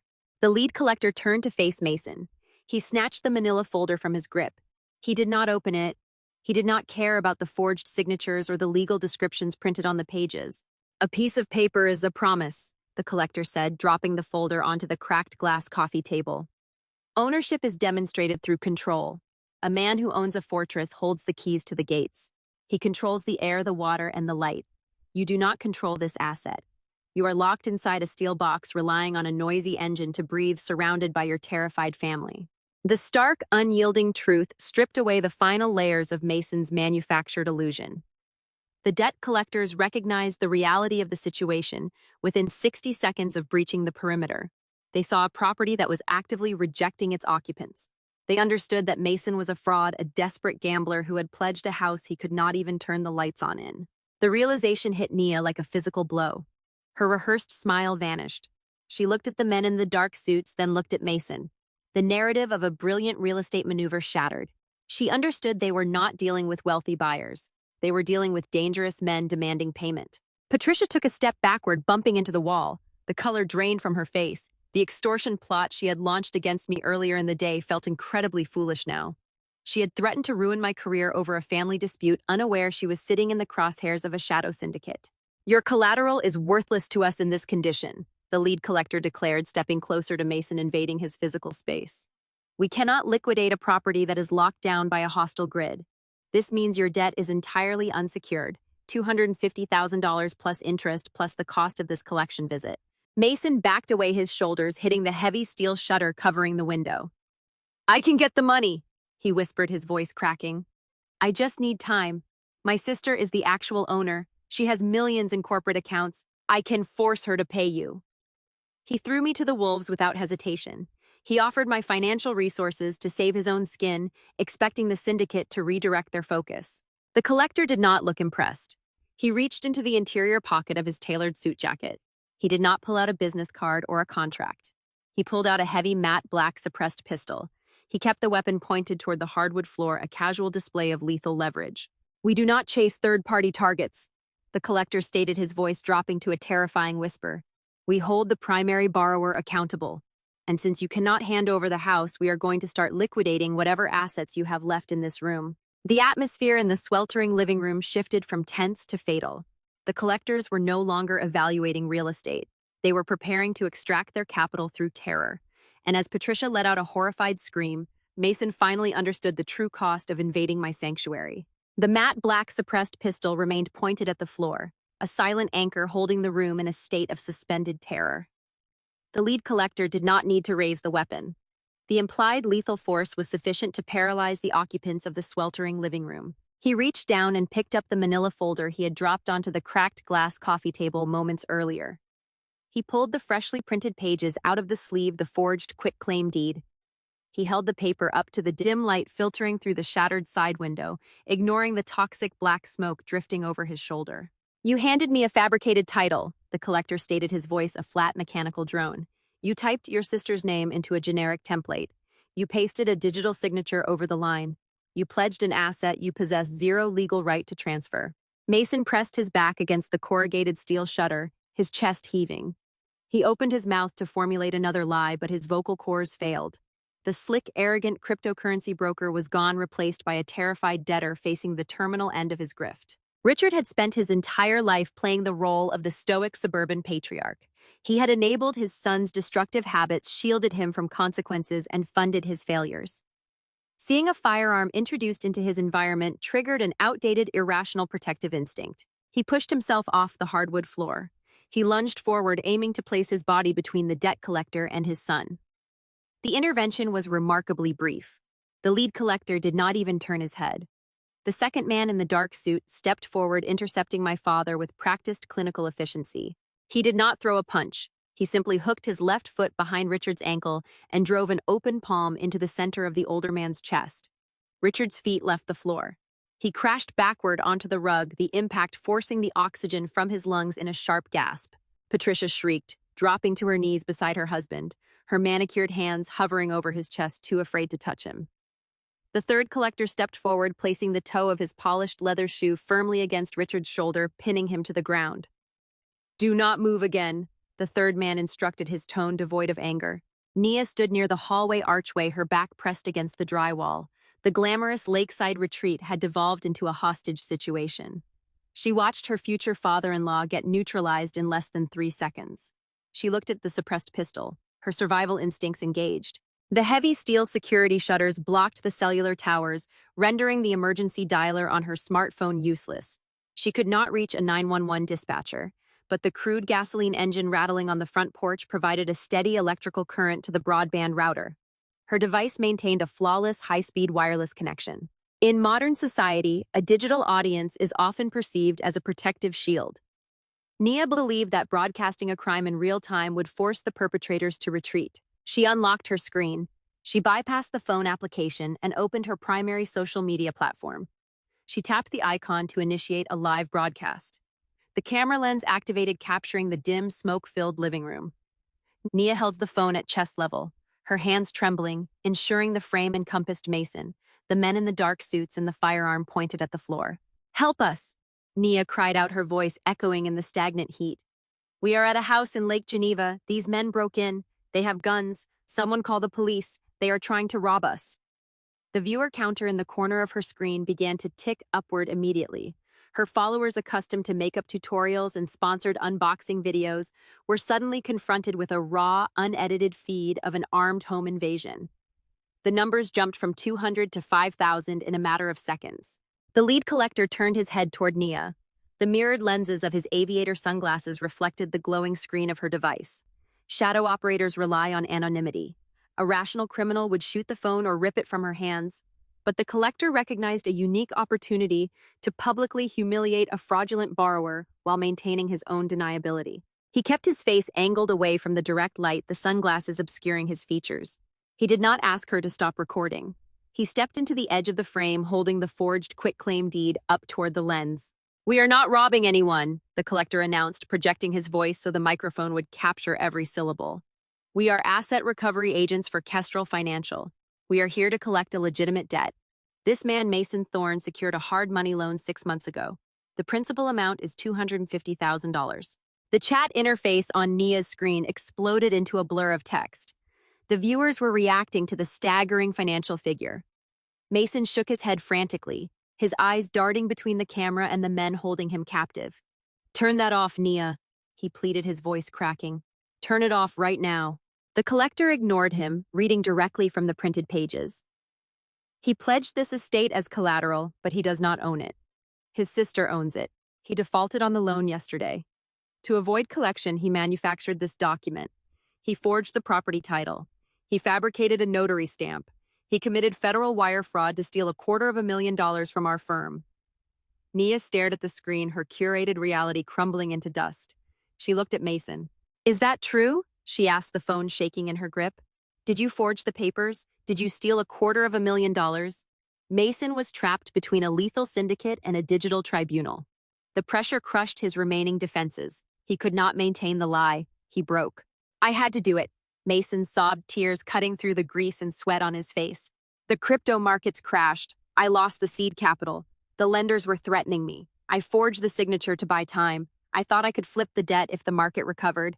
I just needed another week. Claire has millions. She can afford to lose the house. I did not mean to hurt anyone, he confessed. He admitted to the forgery, the fraud, and the theft, broadcasting his guilt in high-definition audio and video to the entire internet.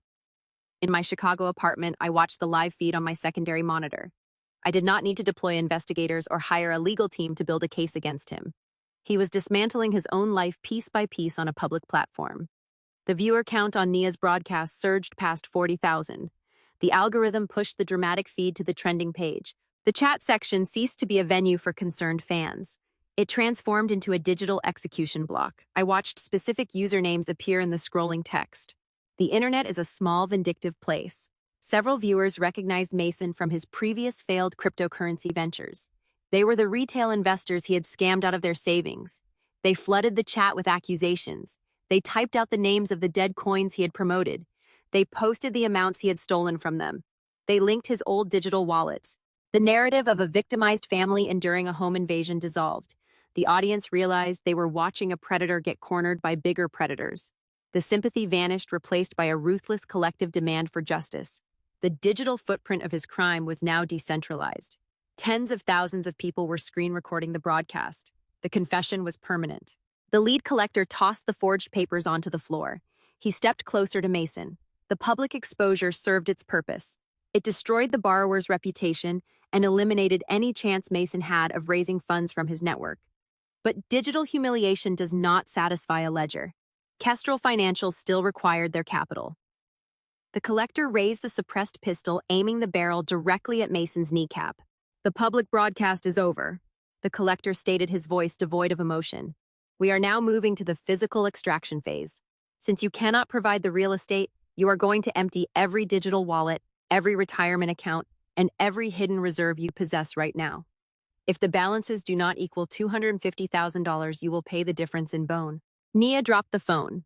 The device hit the hardwood floor, the camera lens staring up at the dark ceiling, the microphone still capturing the terrified screams of my parents and the cold demands of the syndicate. I had seen enough. The debt collectors were preparing to initiate physical torture to extract their funds. If I allowed the scenario to continue, the property would become a homicide scene, generating a massive liability and a prolonged forensic lockdown by the state police. It was time to pull the final lever. I packaged the digital confession, the forged PDF, the audio recordings, and the live camera feeds. I did not route this intelligence to the local county sheriff. I routed it to a federal agency equipped to hunt both the fraudster and the syndicate simultaneously. The final phase of the operation was ready to commence. Nia's smartphone rested on the hardwood floor, the camera lens staring blindly at the dark timber ceiling. The video feed remained static, but the high-definition microphone continued to broadcast the grim reality of the living room. I listened to the muffled sobs of my mother, the heavy footsteps of the debt collectors, and the frantic, shallow breathing of my brother. The lead operator demanded access to Mason's digital wallets. He issued a countdown. The physical extraction of capital was imminent. A conventional observer would experience a surge of adrenaline, perhaps reaching for their phone to dial the local emergency dispatcher. I did not touch my phone. I evaluated the risk matrix. The dynamic inside the lake house had fundamentally evolved over the past hour.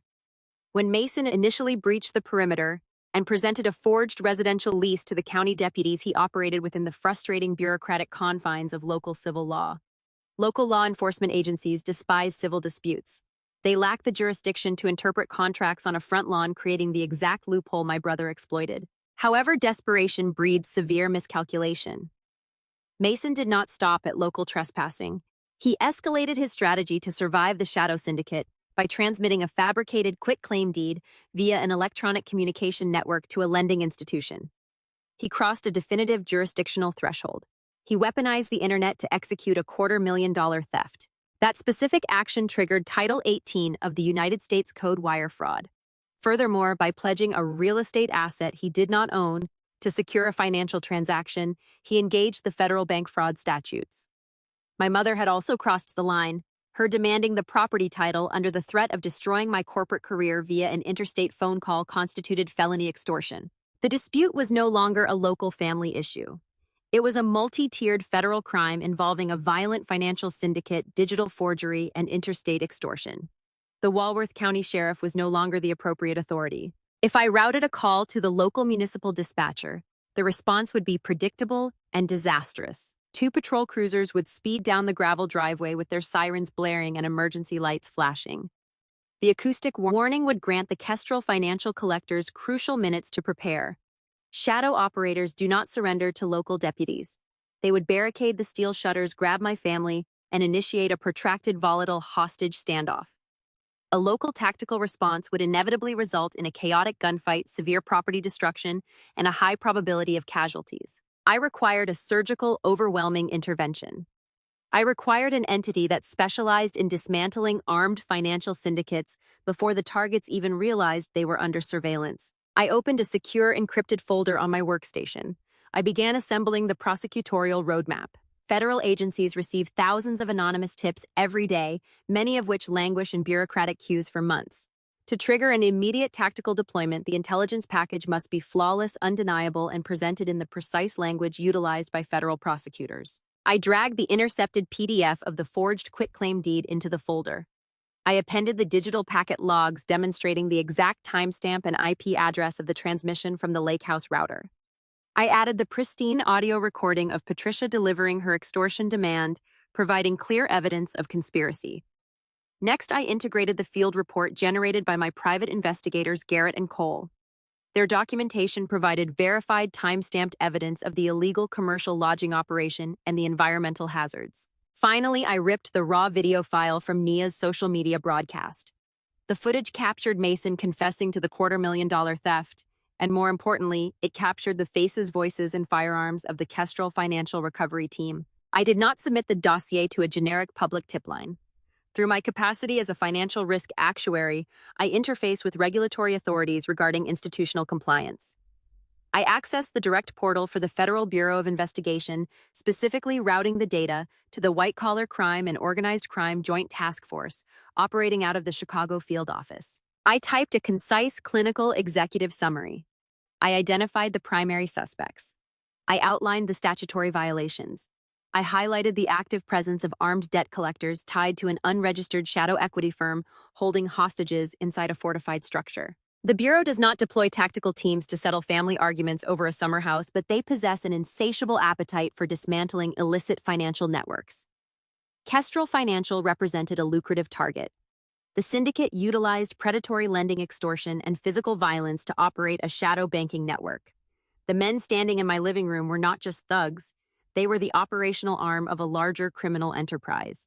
Handing the federal government a verified location, a live audio feed, and a confessed fraudster was the equivalent of handing them the keys to a kingdom. I clicked the submit button. The encrypted data packet transferred through the secure tunnel. The federal machinery does not operate with loud sirens or immediate public announcements. It engages with silent, lethal efficiency. The algorithms at the field office would flag the keywords, the monetary values, and the weapon identifiers within seconds. A duty agent would review the high-definition video of the armed debt collectors. The jurisdictional authority would supersede local law enforcement instantly. I turned my attention back to the live audio feed streaming from the dropped smartphone.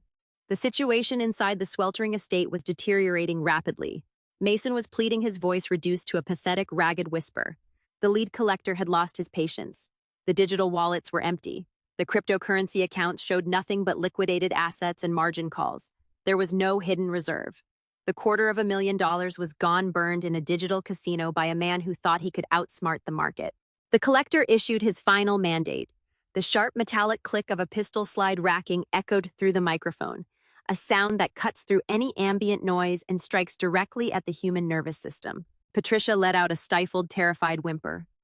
Richard remained pinned to the floor by the third operator, unable to intervene as the consequences of his lifelong enabling finally arrived to collect the ultimate toll. Nia was weeping quietly in the corner, her influencer aesthetic replaced by the raw, unfiltered reality of a syndicate extraction. She had chased the illusion of wealth and found herself locked in a dark room with predators. "You have zero liquidity," the collector stated, his tone devoid of frustration, merely stating a procedural fact. "You have no real estate. You have exhausted your utility. We are going to take the vehicle parked outside. Then we are going to extract the remaining balance from you, physically starting with your hands. You will not type another forged document when we are finished." Mason begged for his mother to call me to offer anything to satisfy the ledger, but the steel shutters blocked the cellular signal, and the router was controlled by the very engine that was suffocating them. They were entirely isolated, cut off from the polite society they had manipulated for decades. The collector stepped closer to Mason. The physical violence was seconds away from commencing. They believed they were alone in the dark, sweltering box. They believed the county deputies had abandoned them, and their digital audience could not reach through the screen to save them. The syndicate operators believed they held absolute control over the environment. None of them knew that the intelligence package had already cleared the federal queue. They could not hear the heavy matte black tactical vehicles mobilizing from a regional staging area. They did not know that a specialized task force was already navigating the quiet lakeside roads, operating without headlights, utilizing infrared optics to approach the target structure. The steel net was cast and the waters were perfectly still right before the trap snapped shut. The metallic click of the pistol slide echoed in the sweltering living room. The physical extraction of capital was a fraction of a second away from commencing. Mason squeezed his eyes shut, anticipating the blinding pain. But the gunshot never materialized. The syndicate operator did not pull the trigger. A subtle vibration pulsed from the encrypted earpiece tucked beneath his collar. Shadow Financial Networks survive by maintaining a rigorous counter-surveillance grid monitoring law enforcement dispatch frequencies to avoid tactical traps. The handler back at the Kestrel Financial Headquarters had just detected a sudden coordinated spike in encrypted federal radio traffic converging on the Walworth County sector. The lead collector lowered the suppressed weapon. He possessed the cold pragmatism of a seasoned predator. Extracting revenge on a fraudulent borrower was a secondary objective. Evading a federal dragnet was the primary mandate. He slid the pistol back into his tailored jacket. He held out his left hand, his palm open. "Give me the keys to the vehicle parked outside." The collector ordered, his tone flat and transactional. Mason scrambled to reach into his pocket, his fingers trembling as he extracted the electronic key fob for his luxury SUV. He dropped it into the leather-gloved hand. "This asset covers the accrued interest and the logistical cost of our visit today," the collector stated, turning his back on the terrified family. "We are retreating to evaluate the market conditions. We will return tomorrow morning at dawn to collect the principal $250,000. If the funds are not liquid and ready for transfer the moment the sun crests the horizon, we will lock the exterior doors and burn this timber structure to the foundation with all of you inside." The three men in dark suits climbed back through the jagged window frame. They did not sprint. They moved with a brisk, disciplined urgency. They loaded into Mason's vehicle, the heavy engine roaring to life. The tires spun on the dry grass, tearing deep trenches into the lawn as they sped down the gravel driveway and vanished into the evening shadows. Inside the lake house, the suffocating silence returned, broken only by the relentless rattling of the gasoline generator on the front porch and the quiet, ragged weeping of my mother. The immediate threat of physical violence had retreated, but it left a toxic residue in its wake. The illusion of the stolen vacation was eradicated. The forged lease agreement was exposed as a desperate, pathetic shield. They were sitting in a dark, boiling oven marked for death by a shadow banking syndicate with less than 12 hours to conjure $250,000. Mason slid down the wall, burying his face in his hands. He attempted to spin the narrative, his narcissistic survival mechanism kicking into gear.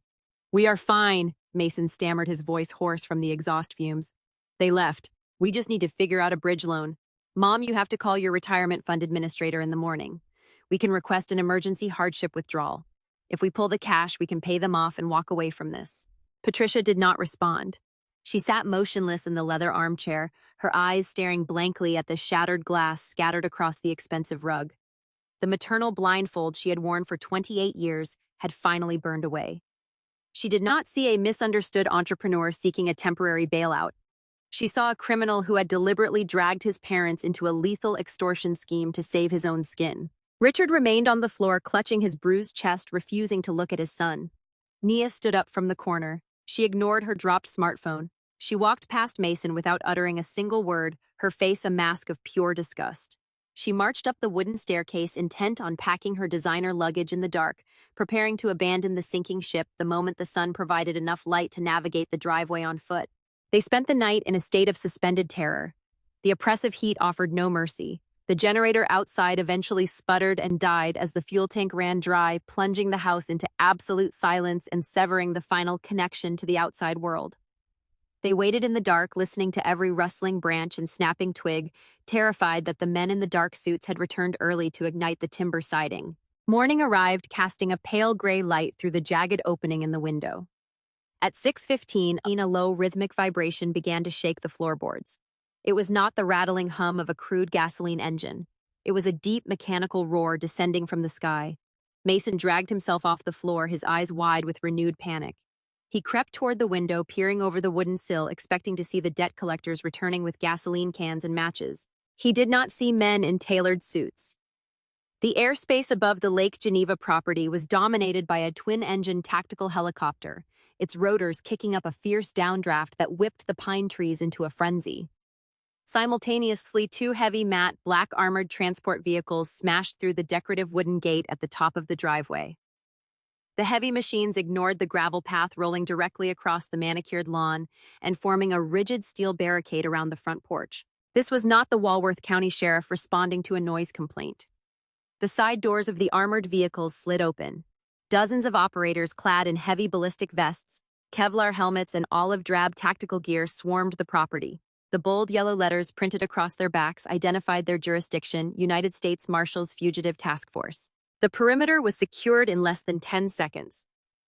"Federal agents execute the warrant," a voice boomed through an amplified megaphone, rattling the remaining intact windows. The heavy steel security shutters covering the front door did not deter the breach team. Two operators stepped onto the porch carrying a hydraulic spreading tool. They jammed the steel jaws into the narrow gap between the corrugated shutter and the door frame. The hydraulic pump whined, applying thousands of pounds of pressure. The reinforced steel tracks groaned, buckled, and snapped with a deafening metallic shriek. The shutter tore away from the foundation. The heavy oak front door was obliterated seconds later by a kinetic breaching ram. The tactical operators flooded the foyer. Brilliant white beams of light cut through the stagnant foul air of the living room, pinning the occupants in place. "Nobody move, show your hands, get on the ground." The commands were crisp, coordinated, and allowed zero margin for hesitation. Richard dropped to his knees, placing his hands on his head, offering no resistance. Patricia shrieked, paralyzed by the overwhelming display of force, until an operator grabbed her shoulder and guided her firmly to the hardwood floor. Mason attempted to back away toward the kitchen, his instincts urging him to run. Two marshals intercepted him instantly. They grabbed his arms, twisted him around, and slammed his chest against the wall. The cold, heavy bite of steel handcuffs locked securely around his wrists. He was breathing heavily, his face pressed against the drywall. "This is a misunderstanding," Mason gasped, repeating the same lie he had used on the local deputies. "I have a lease. I am a legal tenant.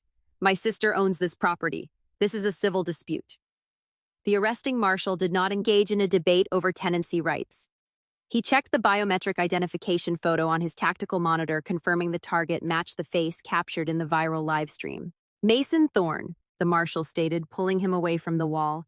"You are under arrest pursuant to a sealed federal indictment issued by a United States grand jury." The operators marched them out of the ruined fortress. The morning air was cool, a stark contrast to the suffocating heat of the interior.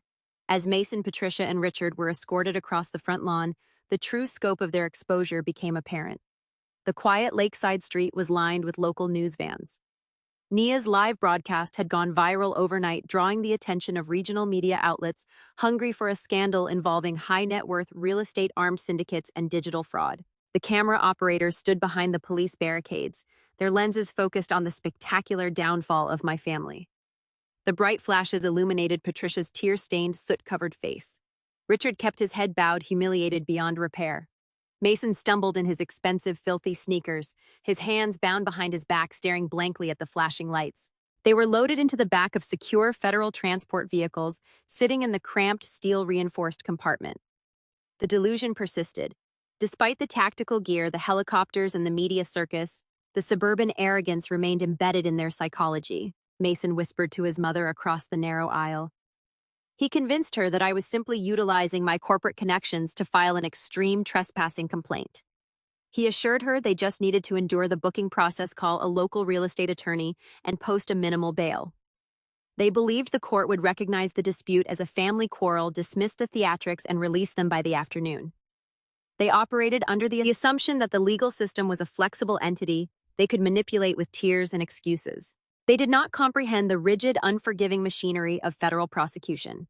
The transport vehicles bypassed the local county jail entirely. They merged onto the interstate, driving for over an hour, leaving the scenic backdrop of Wisconsin behind.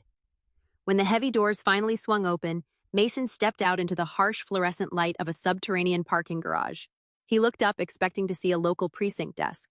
Instead, he saw the imposing polished granite pillars of a federal courthouse. He saw armed guards wearing federal insignia. He saw an environment devoid of sympathy. They were escorted into a holding cell adjacent to the primary courtroom.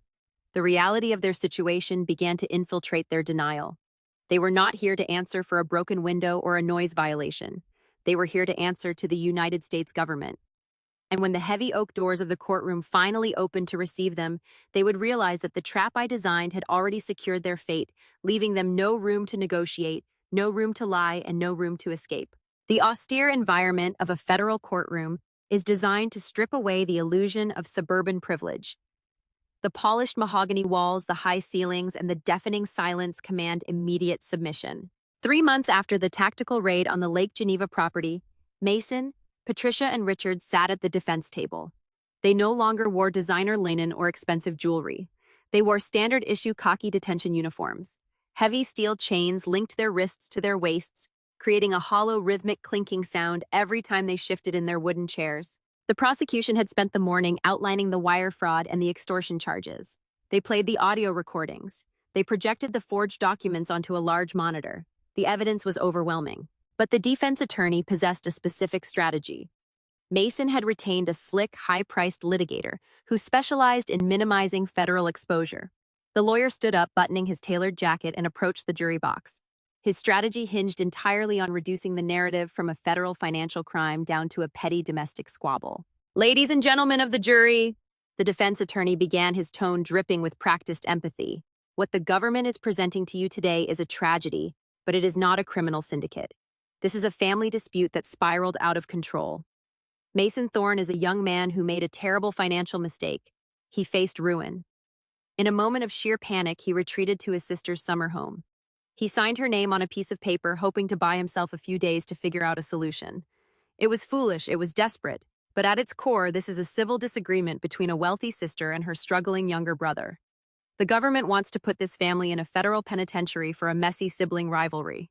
The lawyer leaned against the wooden rail, scanning the faces of the jurors. He was planting the seed of reasonable doubt. He wanted them to believe that punishing a family for internal theft was an overreach of federal authority. To solidify this narrative, the defense called me to the witness stand. They intended to paint me as a vindictive, ruthless sibling who weaponized the justice system to punish her relatives over a broken window and a borrowed house. I stood up from the gallery. I wore a tailored charcoal suit, my posture rigid and calculated. I walked past the defense table, ignoring the desperate, pleading looks from my parents. I stepped into the witness box, raised my right hand, and swore to tell the truth. The defense attorney approached the podium. He offered a condescending smile. "Ms. Thorne," the attorney started checking a note on his legal pad. "You are a highly successful financial actuary. You evaluate risk. Yet when your brother accessed your lakeside property instead of handling it privately, you engaged a federal dragnet. You wanted to punish him." "I did not act on a desire for punishment," I replied, keeping my voice level and cold. "I acted in accordance with mandatory reporting protocols." The attorney chuckled, shaking his head. "Mandatory reporting, Ms. Thorne. You are talking about your own house. It is a family cabin. Mason forged a document transferring a residential deed that belongs to you. As the sole owner, you had the discretion to handle this civilly. Why did you escalate a family matter to the federal government?" I looked directly at Mason. His eyes were bloodshot, his face pale and hollow. "I did not escalate the matter," I stated, my voice echoing off the mahogany walls. "And you are operating on a fundamental factual error. I am not the owner of the Lake Geneva property." The courtroom fell into a sudden, suspended silence. The defense attorney frowned, looking down at his paperwork. He shuffled through a stack of printed records, his confidence faltering. "What do you mean you are not the owner?" the attorney demanded, his voice losing its polished rhythm. "The county tax records list you as the primary title holder. Those records reflect the status from 7 months ago," I corrected, leaning slightly into the microphone. 6 months ago, I audited my personal risk exposure. I anticipated that my family would eventually attempt to leverage my assets to cover my brother's escalating financial failures. To mitigate that risk, I legally detached myself from the real estate. I executed a blind transfer. I reached into the interior pocket of my blazer and extracted a certified watermarked document. I handed it to the court clerk, requesting it be entered into the evidentiary record. I transferred the deed to an irrevocable corporate trust. I explained to the jury, watching their expressions shift from confusion to sharp realization. The trust is managed by the board of directors at the multi-billion-dollar financial institution where I am employed. I am merely a listed beneficiary. The corporate entity holds absolute legal ownership of the estate. The color drained from the defense attorney's face. He took a step backward, his hand gripping the edge of the podium. He understood the lethal legal implications of my statement before anyone else in the room. When Mason downloaded that quitclaim deed template and pasted my signature over the line, he was not stealing a cabin from his sister. I continued my words, striking like hammer blows against the silent courtroom. He forged the signature of a corporate trustee. He utilized an electronic communication network to pledge a commercial asset belonging to a regulated financial institution to an unlicensed shadow bank. He did not commit family fraud. He committed institutional bank fraud. Mason slumped forward in his chair. The chains around his waist clattered against the wooden table. The defense strategy evaporated into dust. They could no longer hide behind the shield of a domestic dispute. The United States federal sentencing guidelines operate on a strict numerical grid. A standard wire fraud conviction involving a family member might yield a lenient sentence, perhaps probation or a minimum security camp. But defrauding a chartered financial institution triggers automatic severe penalty multipliers. It elevates the crime to a tier reserved for corporate embezzlers and cartel financiers. The minimum mandatory sentences skyrocket. Patricia let out a ragged, suffocating gasp. The reality of her extortion attempt finally materialized in its true context. When she called me to demand the deed under the threat of blackmail, she had not threatened a daughter. She had engaged in felony extortion against a corporate trust administrator across state lines. The defense attorney did not ask another question. He turned around and walked slowly back to his chair. He sat down and closed his leather binder. There was no defense against the math. The snare I had set 6 months prior had functioned with flawless, brutal efficiency. The prosecution rested their case. The jury deliberated for less than 2 hours. When they returned to the box, the foreperson read the verdicts into the official record: guilty on all counts of wire fraud, guilty on all counts of institutional bank fraud, guilty of conspiracy and interstate extortion. The federal judge, an older woman with a reputation for merciless sentencing and financial crimes, looked down from the high bench. She did not offer a lecture on family values. She addressed the cold, undeniable ledger of their actions. This court does not recognize the defendants as victims of circumstance. The judge declared, her voice ringing with finality. You orchestrated a calculated predatory scheme targeting a secure corporate asset to cover your own illicit debts. You utilized intimidation and fraud to further your goals. The federal guidelines dictate a harsh response to protect the integrity of our financial institutions. The gavel struck the sounding block. Mason, Patricia, and Richard were sentenced to 15 years in a federal penitentiary with no possibility of early parole. The federal marshals stepped forward. They gripped the heavy steel chains binding my family and pulled them to their feet. They were marched out of the courtroom, a line of broken, ruined individuals heading toward a decade and a half of concrete and iron. They did not look back at me. There was nothing left to say. The parasitic bond was permanently severed. I walked out of the courthouse and stepped into the bright, crisp Chicago afternoon. The Lake Geneva property was tainted. It held the memory of the shattered glass, the toxic generator exhaust, and the desperate greed of my relatives. I did not want to return to it. I placed a call to the managing director of the corporate trust. I authorized the immediate liquidation of the Wisconsin asset. The real estate market was highly liquid, and the property sold at a premium auction within 30 days. I did not reinvest the capital into another suburban fortress or a sprawling mainland estate. I sought a perimeter that could not be breached by a forged document, a loud engine, or a 6-hour drive. I utilized the funds to purchase a small private island located off the coast of Belize. The island features a single storm-resistant concrete structure powered by an independent solar array and a desalination plant. There are no roads. There are no neighbors to file complaints. There are no driveways for debt collectors to tear up. The only access point is a deep water dock surrounded by miles of open ocean. Society dictates that we owe our families endless patience and unconditional forgiveness. We are told to endure the toxicity to absorb the financial drain and to keep the peace at the expense of our own sanity. But true peace is not found in endurance. True peace is found in the ruthless application of boundaries. I sit on my wooden deck now watching the sun dip below the horizon of the Caribbean Sea. The only sound is the rhythmic crashing of the waves against the coral reef. The digital ledgers are balanced. The threats are neutralized. I calculated the ultimate risk, eliminated the liabilities, and stepped into an environment of absolute unbreakable silence. The breeze coming off the Caribbean Sea carries salt, replacing the memory of raw gasoline and the desperate pleas of fraudsters. I sit on the reinforced concrete terrace of my island, isolated by miles of deep ocean.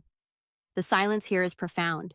It is the tranquility purchased not just with capital, but through the clinical elimination of toxic liabilities.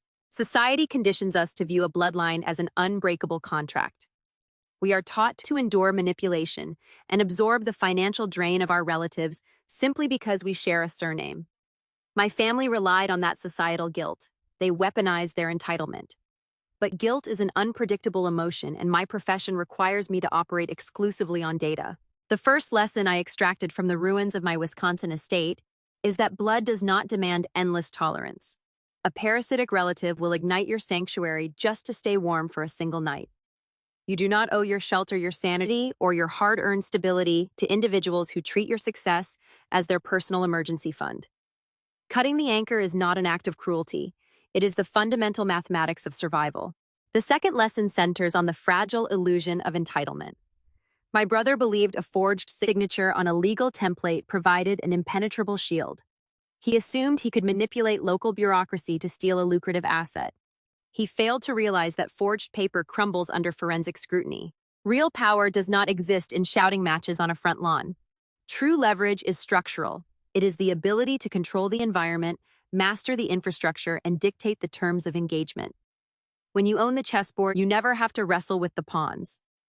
The final lesson is the undeniable superiority of silence over rage. When a hostile force invades your life, the primal instinct is to react loudly. Most people argue, defend their boundaries, and demand justice. Anger is a tactical error. It exposes your vulnerabilities and hands your enemies a map to your pressure points. I did not scream at my mother. I did not negotiate with a thief. I observed the telemetry, calculated the variables, and allowed their own escalating greed to march them directly into an inescapable federal snare. Cold, calculated silence will always be the deadliest weapon you can wield. The digital ledgers are balanced. The threats are currently wearing khaki uniforms behind federal steel, serving a 15-year sentence.